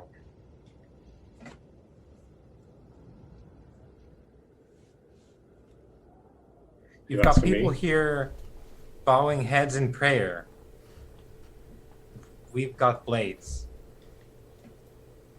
How does this play out? Do not think we are unarmed. We have the might of Leander himself on our side. No doubt. And we will defend ourselves if needs be, but we are not carrying out our holy duties at the moment until you engage in a quarrel with the rightful appointed members of the Church of Leander. We have no particular quarrel with you. As I have said, I would just as rather you go on your way and leave us to our holy work. But I somehow doubt that will be the case. Again, you stand here without a weapon to hand. I'm struggling to follow your... I understand that Leander is with you. What bargaining chip do you think you have, Father? Again, you make the wrongful assumption that we are not protected by Leander, but he raises his hand like that. And can you make me a save versus spells, please, one more? Probably not. We'll try. Where's the... No. Don't. Magic, was it? Spells, yeah. Spells, rod, staves. Yeah, that's the one. Yeah. This is gonna be good. And this is magic, right? Oh, yeah. Because I'm really good at magic resistances. Okay, so as he sort of raises his hand, your heart feels cold and you are gripped by an absolute feeling of terror. And for a moment, it's like all your sort of flashbacks about the war and your time sort of fighting and the blood and the fear and all of that comes sort of flooding into you. And before you know it, to the rest of you, like Weimar literally goes white as a sheet, like drops whatever he's holding in his hand, just turns round and starts running away in the opposite direction. So I don't know that I was carrying it because we left. Presumably we're not holding the cart. So Yeah, it's fine. You don't actually have to drop any So- gear. That's just for description. Feel free to describe. Basically, he's used like a fear effect on you. yeah, yeah. So, because Weimar's like, you don't have weapons because he's thinking I can pull faster than you is the problem for you, but clearly magic is the bigger problem here, and so there's it's because this is nighttime, right? And there's the Yes. Leander's holy light, and Weimar bolts away like a vampire into the night, presented with this holy power that he finds repulsive. So he goes and then flees into the darkness. But I know we're not strictly in combat rounds, but the way this spell works is basically you'd be like fleeing directly away for like a couple of turns. Mm-hmm. Okay, yes, so Weimar bolts, leaving just Malcolm and your boy Brock. At which point the priest just like lowers his hand again. He's like, I mean, that's super obvious. That's magic. Oh yeah, that's blatantly Incredibly. That's blatantly magic. There's no non-magic way he could just be like, and Weimar would run away. Yeah, so he's got a whole glowing hand and all that. Well, his hand isn't actually glowing. He just like raised it, Oh, right. and then this like fear effect took place on. Yeah, sorry, that was me embellishing on the. Yeah, that's just a bit like flavour. He's not been like, Yeah. But even without that, it's obviously magic. You know Weimar. You know that like every time someone waves at him, he doesn't like shit himself and run away. Yeah. There's literally no reason for him to run away, especially when you're like, oh, we've got the high ground, we've got all the guns. Like, what have you got? Some robes? And then suddenly Weimar's like, and running away. So that's magic, blatantly. Yeah. Okay. You don't know what type it is because he did say like, I've got miracles of Leander, but it's the bad kind. definitely magic as far as you're concerned. And all magic's pretty much the same as far as you're concerned. It's all like bad voodoo. It's bad voodoo. I'm looking at Malcolm. So I'm just going to nod, and then I'll pull my sword and try and strike Malcolm. Okay. At which point, since they're aware of you, we are going to go into initiative. We'll just do group initiative to make it easier. So it's up to you guys. Which one of you would like to roll the d6 for the order group initiative? Off you go, Darren. Okay. D6 is a Ooh, 6. take that. Nice. All right. Let me roll one for the Inquisitors. So how many have we got at the moment sort of in front of us? In front of you, there are the two priests and like the head priest, for want of a better term. Right. So he's come out, yeah. Okay, yeah, so you guys get to go first. Well, I'm going for the big man. Okay.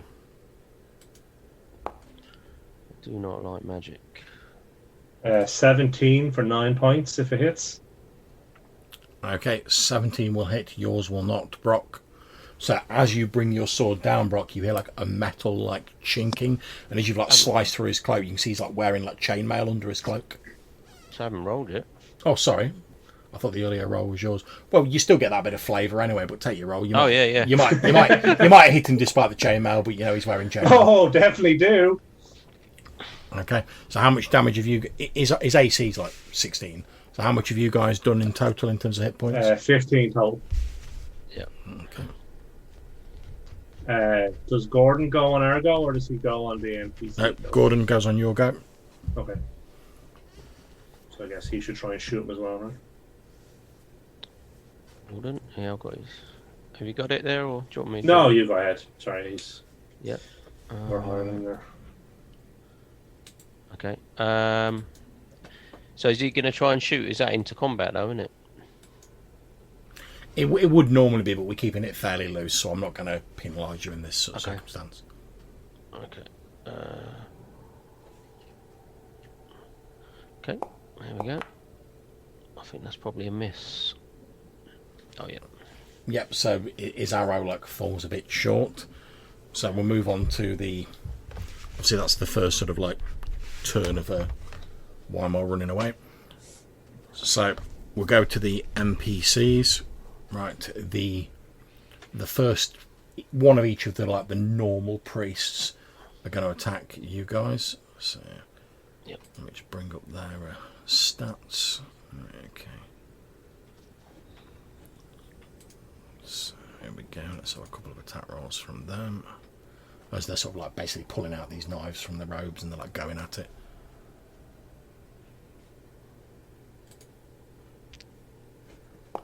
Okay, so first one on Brock, second one on Malcolm. Let me just split those up. Okay, yeah, so they've done absolutely pants. Neither of them managed to hit you guys. They sort of wade in, but they're obviously used to like cowing, sort of like timid peasants and whatever, not like actual like fighters. So you guys are just like blocking and parrying and like sidestepping their blows. You do notice they seem to be like very quick though, like they're literally like their blades are like flashing out everywhere. Okay, then the leader, the Solomon Campbell, he, as this sort of arrows like landed in front of him, he points his finger into the distance. Doesn't say anything, he just literally goes. And you hear a scream off in the distance, and as you look back you just see your boy with the bow just like falls to the ground. Well, Gordon. Yep.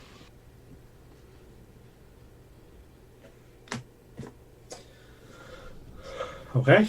However, in order to see whether he survived this magic that has been used on him, Darren, you can have him make a saving throw versus death. Oof. Okay. I don't look great. Yep. So, as this Solomon Campbell points at him with his finger of death, his life is snuffed out, and he just like drops like a puppet with his strings cut. Obviously, we don't know the full extent of that yet, No. but that's just going to make Brock even more furious than he already was. Okay. Whilst this is going on, the other priests, the other three, the two from around the door and the one who was inside with Campbell, are basically like moving up to. They're using their move to like get in position for next turn. However, before they get a chance to do that, obviously it's back over to you guys. Okay.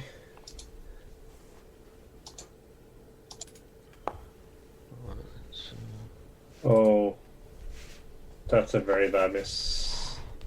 Oh, but that's not. It's a better one. 21 to hit. For Oh, yeah, 7 that's it. damage on Okay. the main man. Okay, and how did you do, Malcolm? I missed. Okay. Yep, so you guys are like laying into him.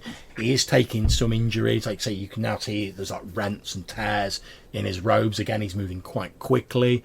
You can see you see the glint of his chainmail in the light of the full moon under his robes. But he does seem to be like, he's injured, but he's obviously like tougher than your average peasant. So he's taking it. Okay.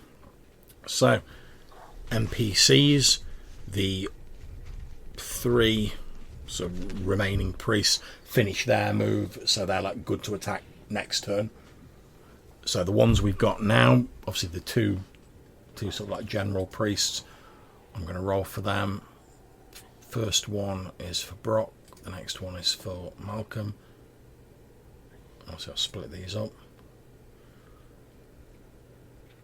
They are still doing absolutely pants, although they're very quick and they're flashing out these daggers. You guys are just like ching, sidestep, like nothing doing. Okay, let me just have a look what the big boss man is going to do. Okay.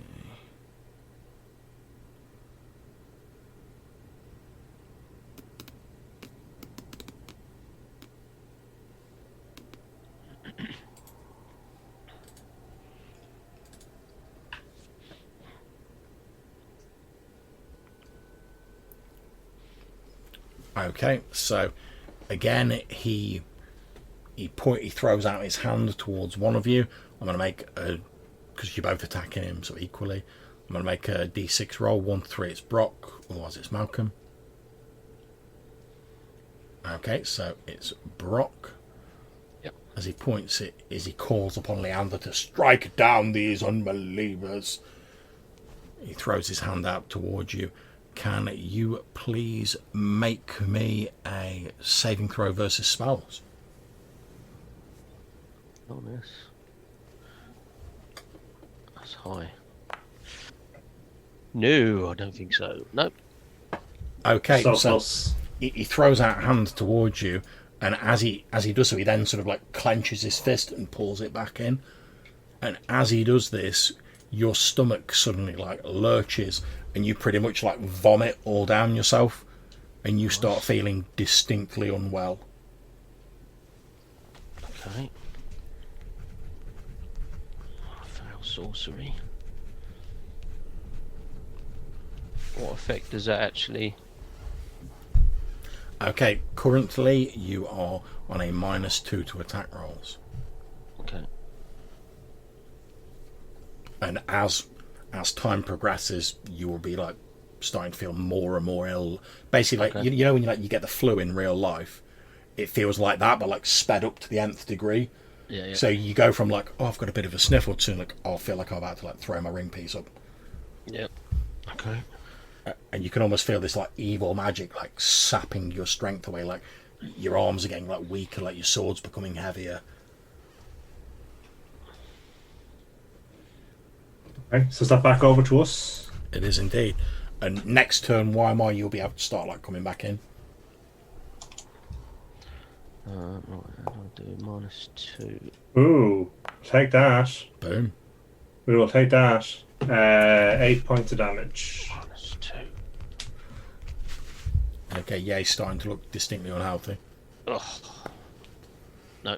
Okay, yeah, so Malcolm jumps in with the sword of respect and like stabbing out, and then like a couple of quick stabs through his chainmail, finding out the weak points under the armpit and stuff like that. You see Malcolm as you sort of glance to Brock, who's like gone pale and like a greenish tinge to his skin. He's trying to go in, he's pouring with sweat. You see he's like struggling to lift up his like broadsword, and he's just like a really sort of like desperate swing, but he doesn't seem to have the energy to like pull it off completely. And so Stay with me, Brock. Stay with me. I'm trying. Okay. At which point, back round to them again. So, like, the other priests have joined in now. So, what I'm going to do is, because, like, Brock's looking like, as far as I'm concerned, like, he's on the way out. I'm going to have 2 of the normal priests attack Brock, and 3 of them attack Malcolm, because you look like more of a threat now, Malcolm, basically. Okay, so the 2 attacking Brock.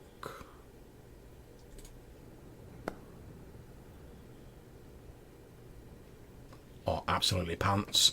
Even though you're like sick and like coughing, you've still got enough strength that you're like sort of swinging your sword and parrying their blows as these daggers come at you. And then the 3 against Malcolm. Let's see what they can do.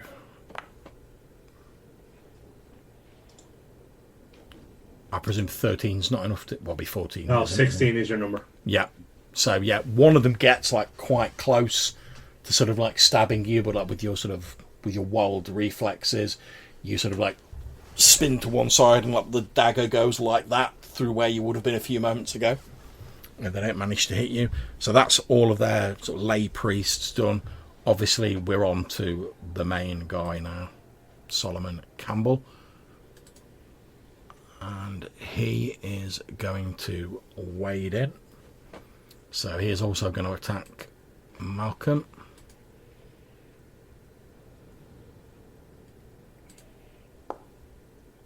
And this will be +4.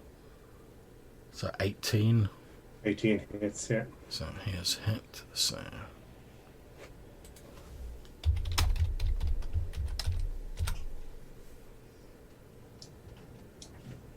okay, you take 6 hit points of damage as he reaches into his robe with one fluid movement, whips out this dagger and sweeps it across the side of your face. Okay, it's back round to you guys. Weimar, as you're sort of like running away, suddenly just like someone's flipped a switch. The terror is just gone. It's not like, oh, it's diminishing, it's just suddenly not there anymore. And you like, even as it's leaving, you're like slowing down, so like not really able to remember like why you were running away. You just know that you were like absolutely terrified of something. So, I presume I was taking like double moves away. Yeah.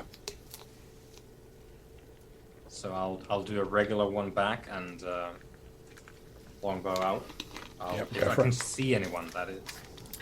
Yep, they're also like milling around, but like I say, we're not doing like a strict sort of combat thing, so I'm not going to penalise you for firing into combat at this point. Right. You can see there's like 5 of these like lay priests milling around. They appear to be uninjured. You can see this this Solomon Campbell, like this head inquisitor. He's quite injured, but he's still fighting against Malcolm. You see this dagger flashing. Malcolm's like parrying it with his sword. He takes a bit of a slice to the face. You can see Brock looks like really bad. He's got a sort of gaunt, like greenish, like pallor to his face. He's sweating, despite the cold weather. Yeah. If for these reasons, as well as just personal ones, having just been ensorcelled by Solomon, it's going to be him.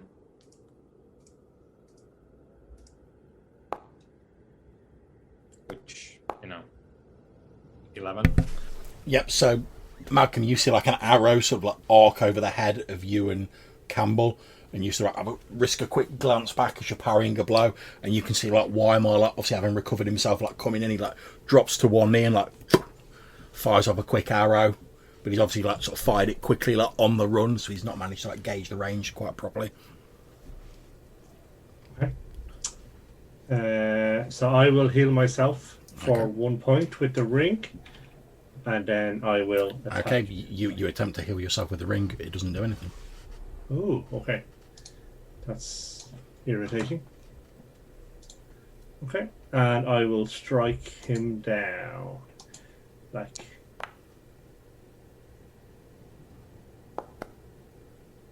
Or wave my sword in his general direction. Yeah, I understand.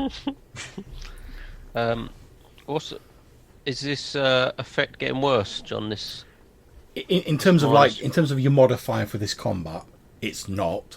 However, in terms of like how your character actually feels, Feels. yeah, every moment that passes, you're feeling more and more sick. okay, but at the moment I'm for rolling purposes -2. Yeah. Yeah, you're just on the -2 for rolling purposes. Yeah. Okay. I'm not sure what that is. 15. Okay, that is not enough. Okay. One short. Oh, that's a shame. That's a big hit as well. Okay, so yeah, again you swing, but your strength is really starting to ebb now, and you your vision is getting a bit blurry around the edges. You're struggling to like see exactly where everyone is, because obviously everyone's like thrashing around and stabbing at each other, and you're sort of like trying to keep it together as much as you can. And obviously you're starting to feel really cold now because you're pouring with sweat, and it's winter. Okay, so we move on to them again. So I'm going to have, again, 2 on Brock.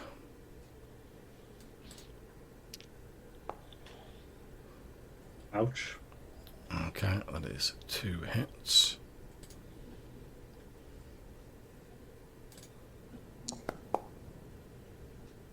Okay, you take 12 hit points of damage as 2 of these priests stab into you with their daggers. Okay. Okay, the 3 on Malcolm.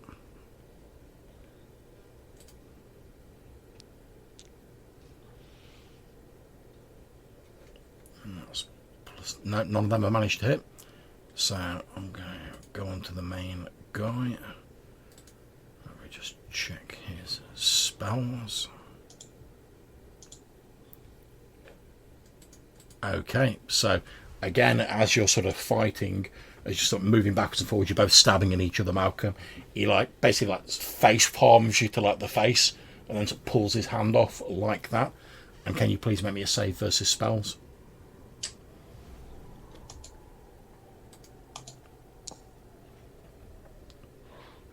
Oh, irritating.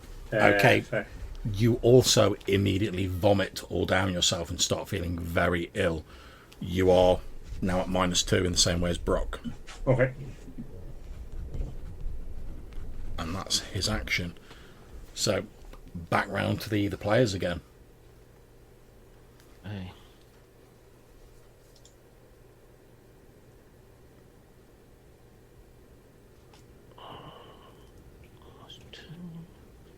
You guys have stuff ready, or should I go first? Oh, go ahead, yeah. So, I was rolling, but it's okay. go, yeah, go. Oh, it's Oh, really short again. no. See, you're like, oh, if only Rinse he hadn't and used these foul magics on me, like every one of them would have hit. Yeah, it's driving him on, but it's not Take working. 2 points, yeah, nice. So wait, who are you hitting? I'm trying to still hit the main guy. Solomon. Yeah, he's 16 AC, and I keep rolling 15. Yeah. So I'm moving, firing another arrow. Well then. Whoa.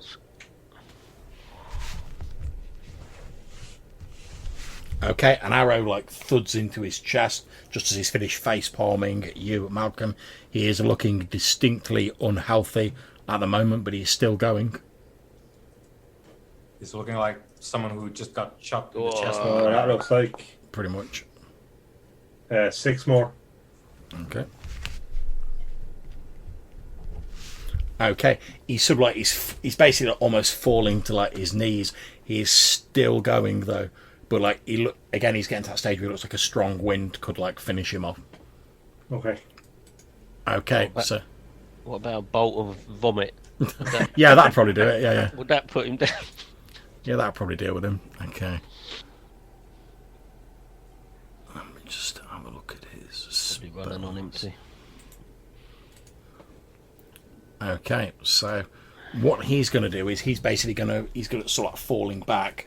His 3 like priests basically like stand over him, the ones that are sort of fighting with you, trying to like keep you away from him, and he calls upon Leander to aid him in like his hour of need, and you see that light flaring under his hand as he touches his chest.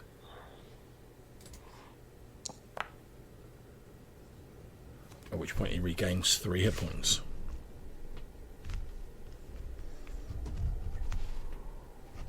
And he looks a bit healthier, but he's not exactly like up to full capacity or anywhere near. Okay, so the 3 that are attacking Malcolm, obviously he's not attacking because he's cast a spell.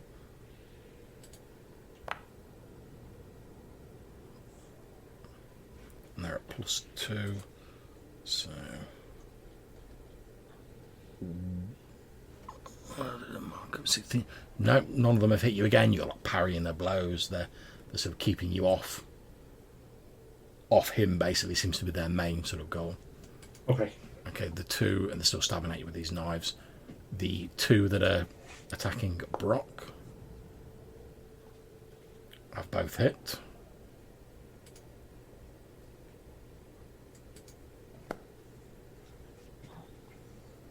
Okay, you take 7 hit points of damage, Brock, as again you're stabbed by these 2 knives, by these ridiculously quick moving priests, and you're having like with your blurred vision and how quick they're moving, you're having trouble sort of like blocking their blows and like defending yourself as it's coming from all sides. His hit points are almost replicating the look of him now.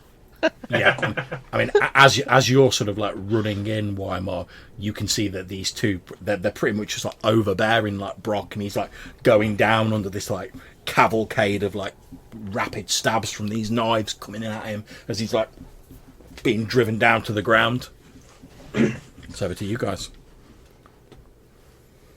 I'm going to attack one of the ones that are attacking me this turn. Okay. Can I reach him this turn as well? Yeah. Or is he kind of blocked? Yeah, you'll be able to reach him. That's fine.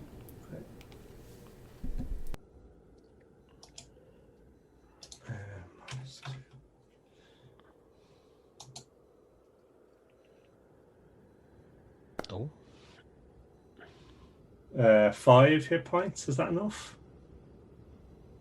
Okay, if he hadn't healed himself last round, it would have been enough. However, Okay. he's still clinging, just narrowly clinging to life at the moment. Oh. I've gone into a death spiral. Okay, so yeah, 12 might be enough on the priest, though, is it?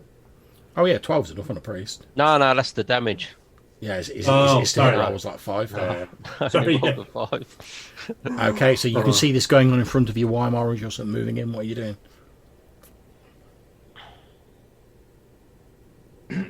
Well, I can't make it there, so once again, it's a move. The 3 turns running away is pretty bad. Yeah. But I move and fire once again. Solomon is the target. Here we go. Praise Gale. There we go. That'll do. Gale. Go on, Gale. That will do. Okay. An arrow thuds into Solomon Campbell's chest. He lets out like a and he lies still.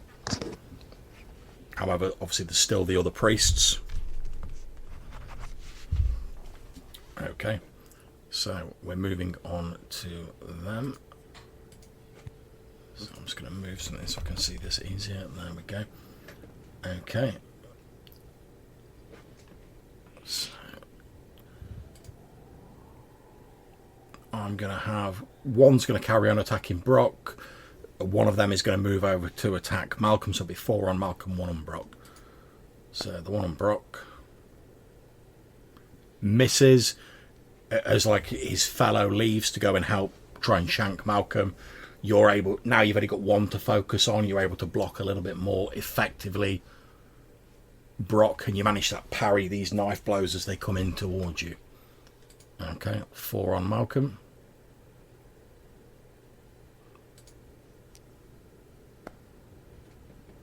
These are all on +2. Okay, so 1 has hit. You feel a sharp pain as one of these knives stabs into you. And you take 5 hit points of damage. Okay. Okay, and it's back around to you guys again. Sorry, John, 2 questions. I guess now that Solomon is dead, Yep. has my ring started working again? Nope. And do I feel any better? Nope. Okay.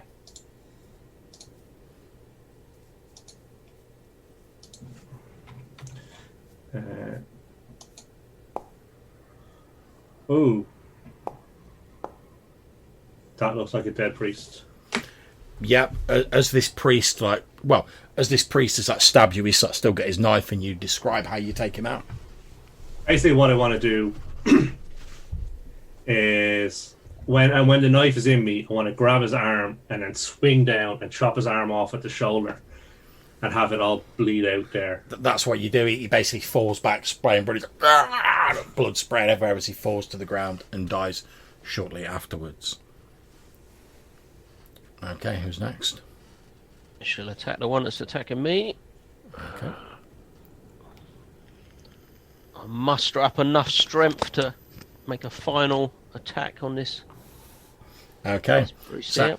as this priest, sort of leering and sort of grinning, comes down at you with this knife, he's like, "Oh, this guy's on his way out. I've got him banged to rights."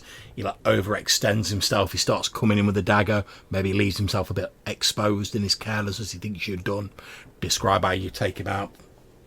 So yeah, I'm gonna be sort of on one knee or something, sort of falling back with these overwhelming odds and weakness. And as he leans forward, I'm just gonna make a final sort of surge and just thrust my sword through the stomach of him, basically. And indeed, that's what happens. You lean up and with some of your remaining strength, you kick him off your blade. He falls to the ground and expires shortly afterwards. Anyone else to go this round? Yeah. I will continue the longest journey anyone has ever taken. So I'm nearly there, guys. Guys. And once more, out comes the bow, and we're firing at one of these, I suppose, like rank and file priests. Yep. Well, it was bound to happen. I had very good luck. Yeah, you fire an arrow and it tears off a bit of the fabric on one of the priest's cloaks, but doesn't actually do any harm to them. Okay, so back round to the priests again. So 3 of them attacking Malcolm. Again, these are all at +2. No, they get nowhere near you. Over to you guys.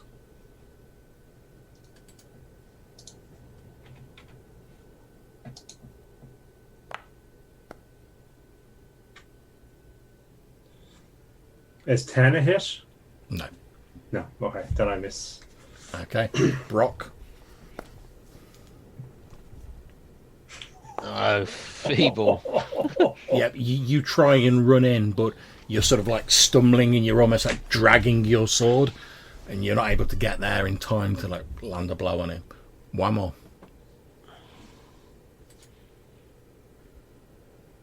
So by my calculations, there's one more of these turns Yep.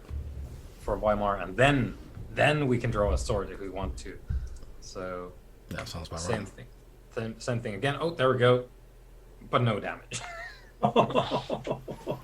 Okay, so you notch an arrow quickly, fire it at the same priest you fired it at previously. So again, I was obviously a bit to the right that time. This one was close when you basically see it sort of like slice a shallow cut across his cheek as the arrow goes. Yep, it's the movie scene where time slows down. It just goes. Yeah. You probably see it like tear part of his moustache off and like as it goes out the back of his hood. And there's like a little sort of splatter of blood in a sort of cinematic style. Okay. Right, on to them.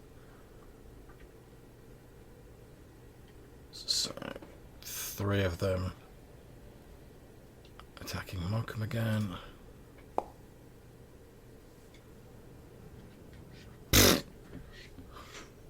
Nah. Over to you guys.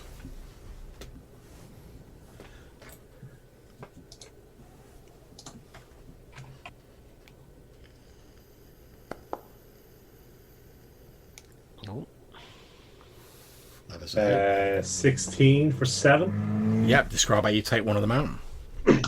I kind of want to bring it down, cut through his body. So kind of from here all the way down is kind of cut him in half. Indeed, and that is exactly what happens as you fell another. There are only 2 remaining now.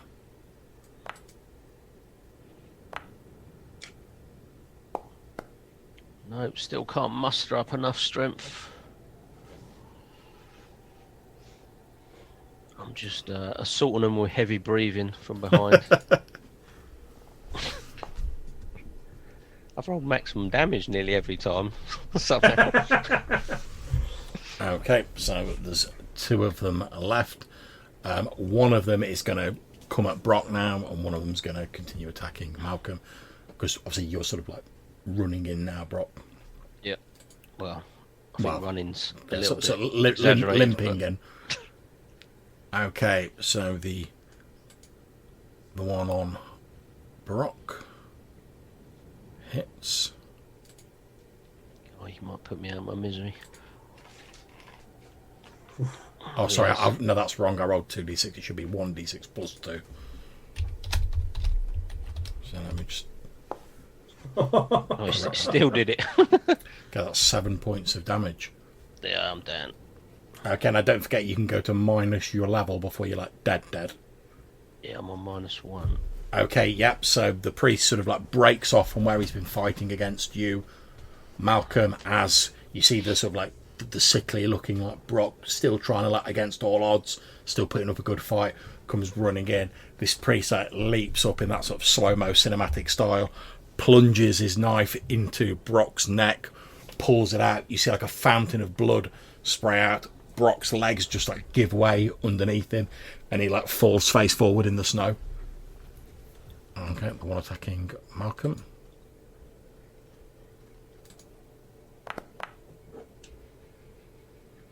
Nah, gets nowhere near.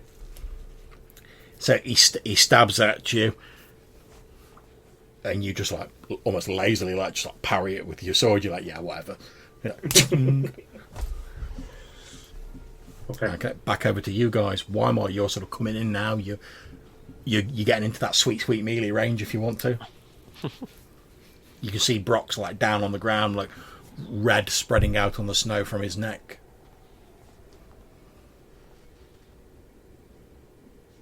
So, I'll sling the bow away as I rush in, bring out the shield, and unsheath the sun sword as I rush in to lay the justice. Yeah, as you unsheath the sun sword, it's like, yeah, which, and like light just streaming out everywhere. As that happens, I was like, witness the true flames of heaven, and I'll just love it. probably. I just hope you've got like a really good roll to back this up with. Yeah, let's like you. Now we cash the checks. Yeah, boy. What can I say, man? What can I say? Okay, so as you run in, and you're like, witness the power of that true flame, and you swing the sword down. As you pull it out and this radiance glares forth, the priest you're sort of like running towards is just like, as he sees this like divine light, and you literally just like carve him in two, like lengthways, and like for a moment he stands there, and you see that cinematic bit with the red line like spreads up his body, and then he just goes and falls to the ground, leaving one remaining. Okay, so I want to try and subdue this guy, if I can, rather than killing him. So 16 for 10 points of damage. You can definitely either kill or subdue him with that. So how do you subdue him? So I guess what I want to do is I want to knock the dagger out of his hand and end up with my blade at his throat. Yep, not a problem. As he's bringing up his dagger, you're just like you strike him there on his hand, so like deadening the nerves. His hand just goes loose. The dagger spirals off and like into the ground, and you quickly like bring up your sword like that, right at his throat. You've basically just got to go, and that's okay. And I'm like, what did your master do to my friend and me? He looks at you and he sort of turns his head just a little bit. He can't turn it too much because your sword's there, and he like spits on the ground and he's like, "You have been stricken by the holy wrath of Leander. You're dead man already. You just don't know it." Cure my friend. He's like, "When the holy 8 days, the number holy to Leander, has elapsed, you will both meet him and his justice will be swift." At this point, make me a charisma roll, because you're like, "I'll heal him or I'm going to like kill you," and he's like, "I'm a religious fanatic, I believe I'm going to heaven." Success. Okay, so you've not got a massive success, but like he's probably like stalling for time maybe, and he's like, "And if I do heal your friend, you're just going to kill me anyway." No, I won't. I am in need of a man with your services. As if I would trust the word of one of the witch breed. What witch breed? At which point he sort of like points at your ears. Your slightly pointy elven ears. I'm in the background just like shaking my head.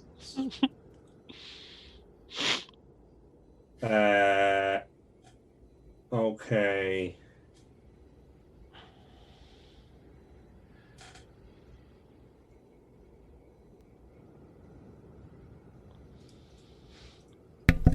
He says, "What assurance can you give me that you will keep your word?" We did not initiate this. That was your man. Yeah, at which point he says, "Oh, so you didn't come to this church to kill us and burn us alive then?" You asked for dialogue.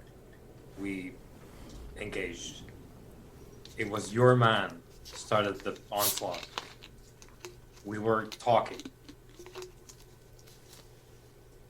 He says, "My master merely demonstrated the power of Leander. You were not harmed." Your master's dead now, and you can live. I am your new master. At which point, Maybe that too, but you can. The point is, at which can point live. you see like you were sort of winning him over, but as this like elf is like, I am your new master now. His face just like changes, and you're like, we've lost him. Okay. At which point I will end him. Okay, yeah. You stab him through the throat. You pull your sword out. He's like holding his hand like that. Blood's running freely down his arm. He sort of like falls to his knees, and with his last gasp, he's like, "You will meet Leander in 8 days, witch." Man says he's a believer, and with his dying breath, he lays curses on others and tells us witches are bad. I say as I seize my sword. Oh, All of the Tozen Inquisitors are now dead. However, Brock is down. He's unconscious. He looks very unwell. Harp's also looking very unwell. who is? You. Oh, sorry. Yeah. So how big is Brock? Like- He's big. Yeah. His last name means mountain. Okay. That should give you the clue. He's massive. He's like Conan on steroids. Okay. So what I want to do then is between myself and Weimar is get him onto the cart and bring him to Ariana's house, because if my memory is correct, Ariana is a healer of some description. But that could be totally wrong. Okay, between the two of you, you're just about able to like manhandle Brock onto this this cart that you've got, and it takes a bit of a while, but you slowly sort of trundle it over to where Ariana's cottage is. And obviously she sees you come in, immediately rushes out and sees like the state Brock's in. What do you say to her as she sort of comes running out? I mean, she's not wearing to her help arm. our friend. She's like, I'm a soldier. I'm not an apothecary, I'm afraid. Is there anyone who can?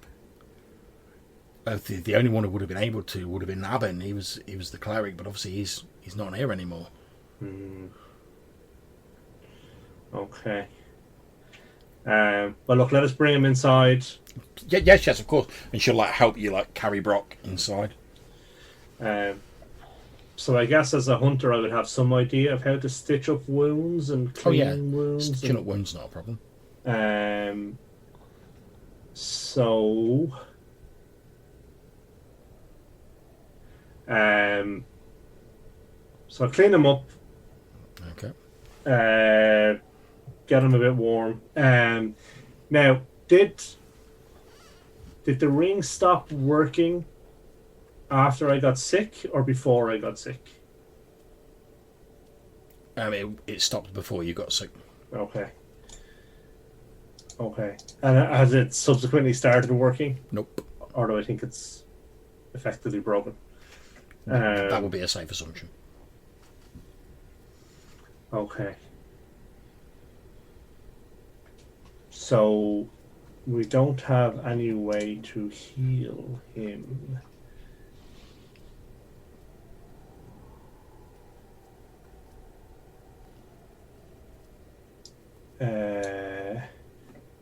Do we know what the blue cap mushrooms do? Blue cap mushrooms. Let me have a quick look. I'll dig into my notes here. It's been a while.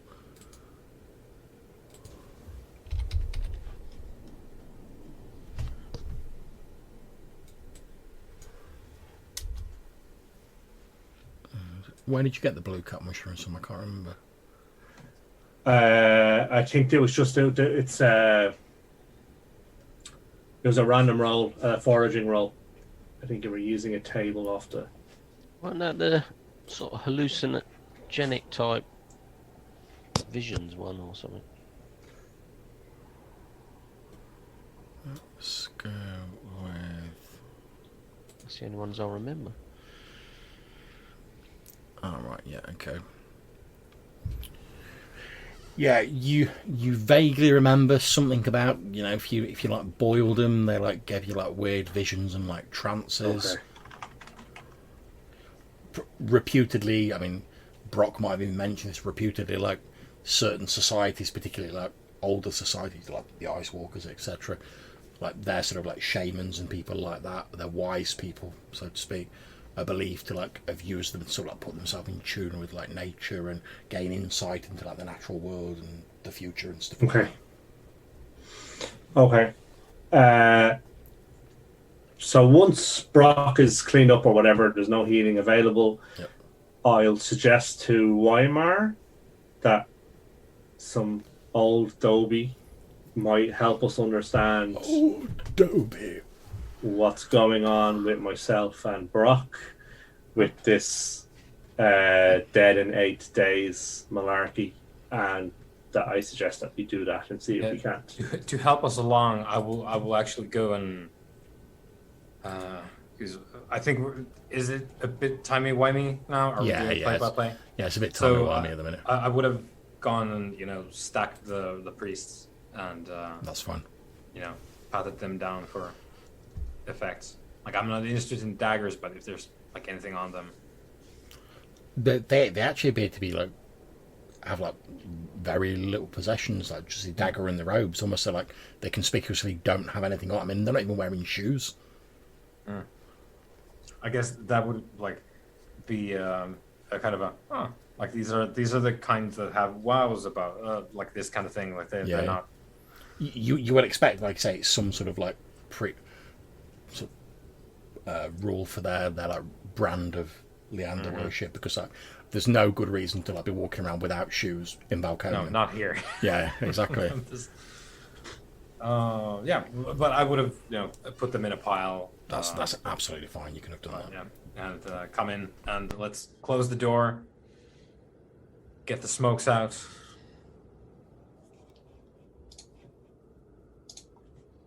Okay, so as per previously, you get to make an obviously you use your dose of old Dobie for everyone who's participating. You get to make an intelligence check, so the most intelligent character makes the intelligence check with it'll be a -1 bonus. Can Ariana partake? Yeah, if you're willing. I mean, she doesn't have any pipe weed of her own, but if you're willing Yeah, that's fine, certainly. Yeah, in which case you'll be on a -2 bonus, whoever's rolling it.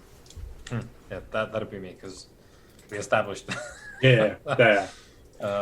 My intelligence is like your charisma. Ooh, Okay. Okay, so you're trying to get a clue about you're going to get a clue about the problem you're contemplating. What is the problem that you're contemplating? Because obviously you're discussing this while you're like. So I guess the problem we're contemplating is we feel like we've been poisoned or cursed or something. Yeah. And obviously Brock has gone down. So what do we think has caused us to be unwell? Do we really think we're going to die in 8 days? And what can be done to save us in the medium term and save Brock in the short term? Okay, so as you sit down, when you're obviously chatting amongst each other and with Ariana, and you spend like an hour or so sort of smoking and contemplating and talking around the subject, it's very obvious to you guys that the Inquisitor has used some sort of magic on you to cause this. The symptoms, as you're sort of like looking at yourself and Brock, appear like very similar to like a number of like commonplace like diseases, but it's like super quick, and it seems like the effects are exaggerated. So like you're getting worse rapidly. It's quite possible if this continues. I mean, you don't know about exactly 8 days, but it's quite possible if this continues, you could die from it, because obviously people die from diseases all the time, and this is like a rapid, like magic turbocharged disease. You suspect, that normal diseases, like because obviously normally like people recover like naturally when they rest and stuff like that from like minor injuries and such, but that's like very much slowed down if you have like a serious illness, because your body's using most of its energy just to like try and fight off the disease rather than like healing you. So you expect it's going to interfere with like some natural healing. Obviously the quickest way, or the most efficient way to get this sorted out would be some sort of magic that can like remove this disease or whatever it is that's afflicted you. You don't know what effect like magical healing would have whether this disease would stop it, because obviously the disease itself is magical. You expect your natural healing is going to be like, if not cancelled, it's going to be like vastly like reduced. Okay.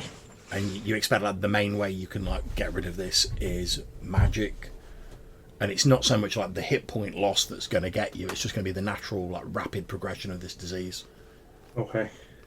Because you're not actually, although you're feeling worse and worse, you're not actually like losing hit points, so to speak, but that the disease is progressing. Okay. So I will ask Ariana if she know of anywhere nearby where we might find the right kind of herbs to create a poultice for myself and Brock. She says, well, there's plenty of herbs sort of like in the area, but if it's something that's hit you with like magic, she honestly doesn't know whether they'll have any effect. She's like, yeah, if you just need like a bit of help, like you've taken a few nicks or like you've been injured in a combat, yeah, she could point you in the right direction, but it's magic you're talking about. It's outside her like wheelhouse. But we would recognise the herbs we're looking for, right? Haven't found them before. Yeah. So could we describe them to her and ask her, does she know if there's anyone nearby they might grow?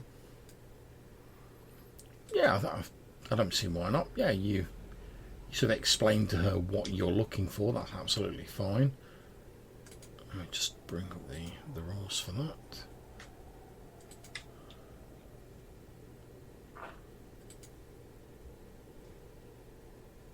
Yeah, so you can make like the normal sort of like foraging roll. See if you can find some herbs, that's fine.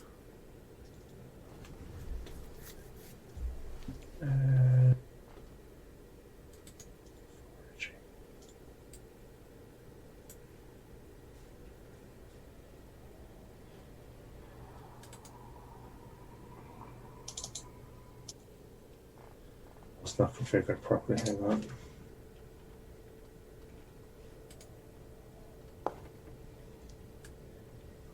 Okay.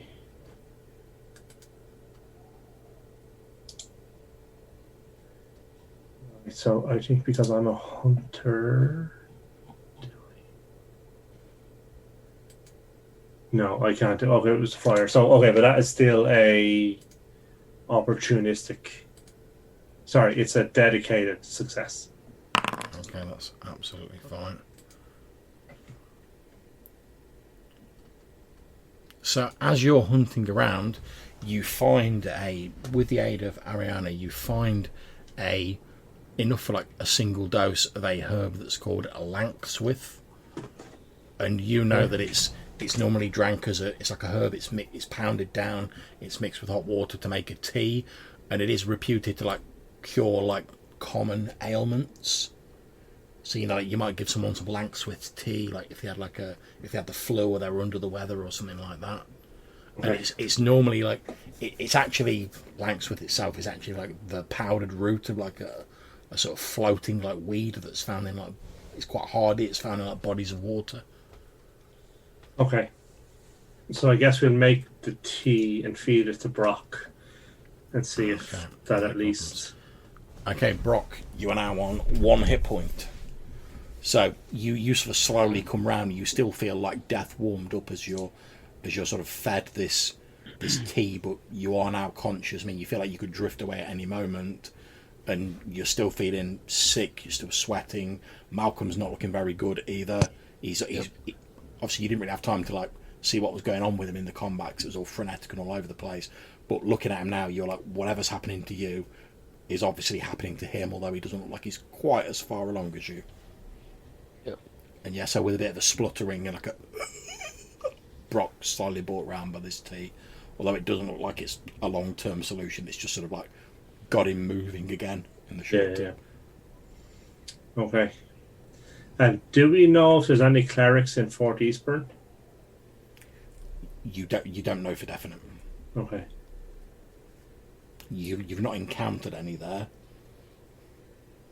You've not heard anyone be like, "Oh, there's a marvelous cleric in Eastburn."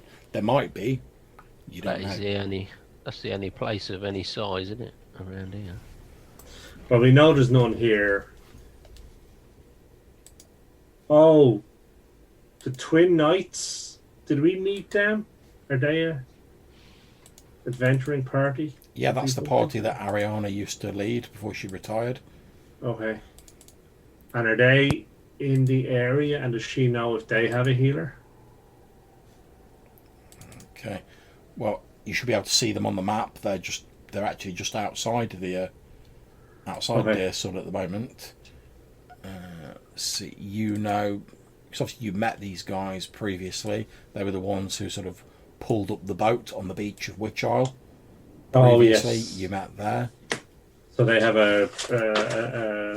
an elf and a dwarf. That's right. They've got Giles McGurdy as the dwarf. And there is Jebediah Barnard, the elf who likes flicking his hair cinematically. You don't recall them having a cleric. As far as you're aware, they had a magic user called Simon Duran. There was Moses Anderson and his sister Eliza, who are like warriors who now lead the party. And there was obviously the elf and the dwarf, Jebediah and Giles. And would we have any idea if any of Balamora's people were healers? It's probably unlikely because dwarves like magic about as much as Brock does. Yeah. The only very slight chance you think you might have is obviously you sort of like as a wild, as an elf, you sort of specialised a bit in like, you know, you went into like your rangery thing, whereas like your more standard like elf, as in like class elves, do have magical abilities. I mean, you don't really know what Jebediah Barnard, the elf in the Twin Knights, is rocking, but like there's a possibility he might have some magical abilities that could help, but it's not a certain thing. Okay, well, I think it's definitely worth asking because he's nearby, right? Because we feel like there's a ticking clock. Yep. So I guess we should just head out to wherever they're camped and. Yeah, they camped about a mile outside to like the northeast of Deersun. That's not a problem. As you approach, obviously they see you and they sort of hail you because they know you. Obviously you've got Brock on the cart, presumably. As you sort of head over to them, you see like Giles McGurdy's like the first one to see you, and he's like, "Ho there! Hey, been a while." It has. I hope your adventuring is going well. He says, "Yeah, he says passable." Aye. Oh, God's man, you're looking. Are you unwell? I am quite unwell. Is Jebediah available? He leans over and he's like, Jebediah, some old friends have come to see us. At which point, sort of stepping into like the light of the full moon, flicking his silver hair over his shoulder, you see Jebediah sashay out. He walks over and he gives you the standard sort of elven greeting, as discussed previously. And he says, "And what can I do for you?" I have been cursed by the Tosin Inquisitors. His face wrinkles up when you say that. He's like, "Oh." As has my friend. It feels like we are getting worse by the hour, and I am wondering if you might have any means of assisting us or knowledge that might benefit us. He says, "Well, I do have certain mystical abilities, but none I fear that could aid your current situation.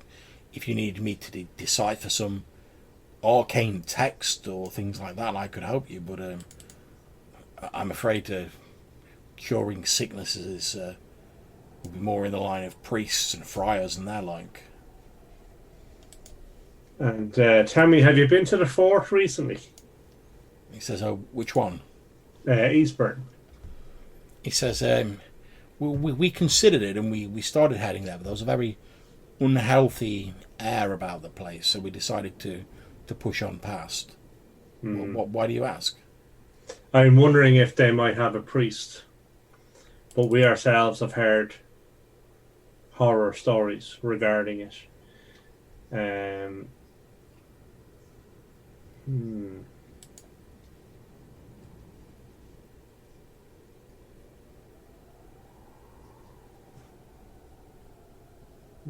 Have you seen any ships come into the Cove of late?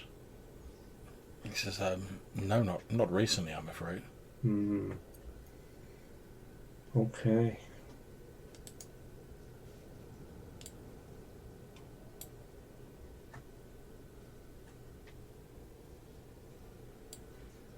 Well, thank you for your time.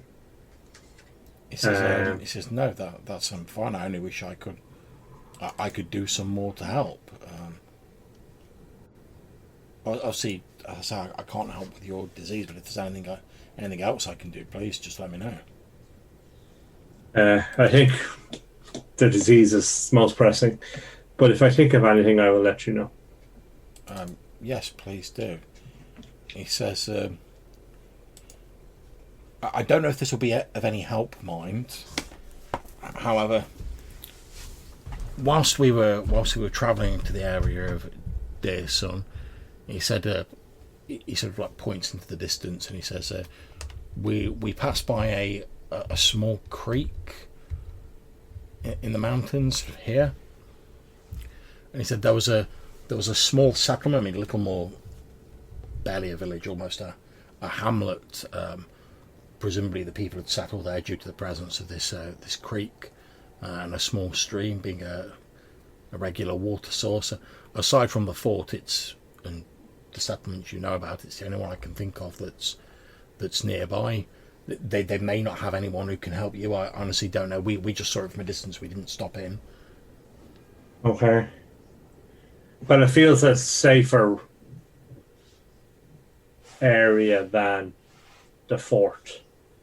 And it's not that far out of our way if the fort is our next stop. So we should try it. He says, well, I wish you all the best of luck, and I hope you can solve your problem. Me too. Okay. So what's the plan, guys?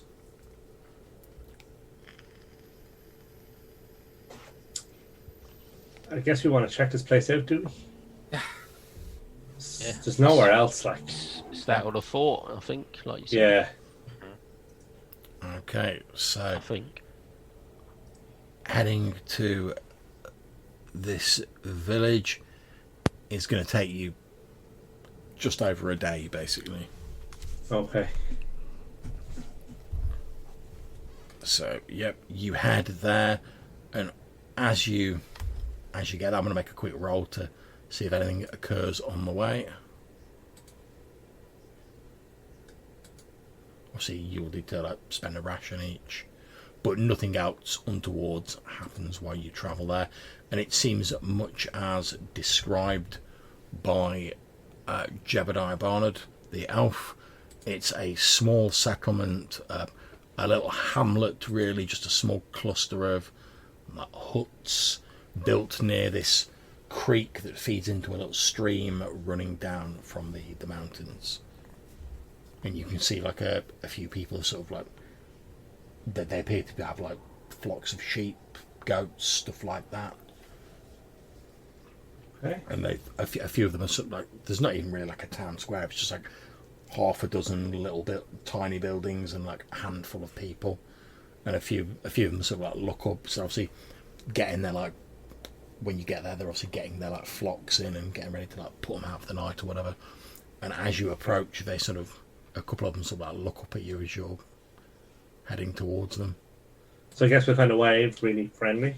Yeah. And kind of head for the centre of town or anything that looks like church, town hall. There's not a church. It's just literally a few little cottages, little huts. So I guess we'll stop in the middle and call out to someone. Okay, and what do you say? I guess we're just saying hello. Trying to get someone to approach and talk to us. Yeah, one of the a man like holding like a shepherd's crook leaves this flock of sheep, and he walks over towards you, and he's like, "Are you all right there, fella?" Yeah, not too bad now. Tell me, what is the name of your village? At which point, I'm going to throw this over to you guys. What's this village called? Of course, although it is on the map, I have not named it.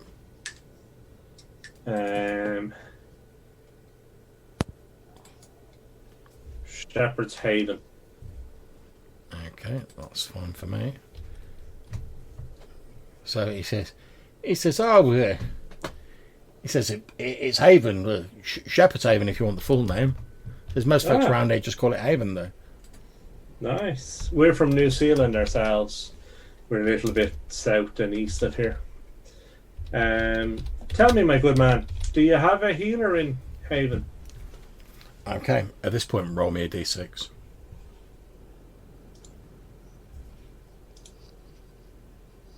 Two. He says, oh, you mean like a priest or something? Yeah. He says, well, no, we ain't got what you might call a cleric or nothing like that. He says, well, we have got a friar though. Oh. You know, he makes a good brew. He's a stout fellow. Okay. Do you think that he would see us? Oh, I'm sure he would. I'm sure he would. Okay. Could you point me in the direction of his home? Yeah, he indicates like one of the huts, and you start walking towards it. And that is where we're going to end the session for this evening. Hope that was okay for you guys. Thank you very much for playing. Yeah, it was awesome. Yeah, that was good. Well, it's the experience was good. The events were slightly off of our itinerary,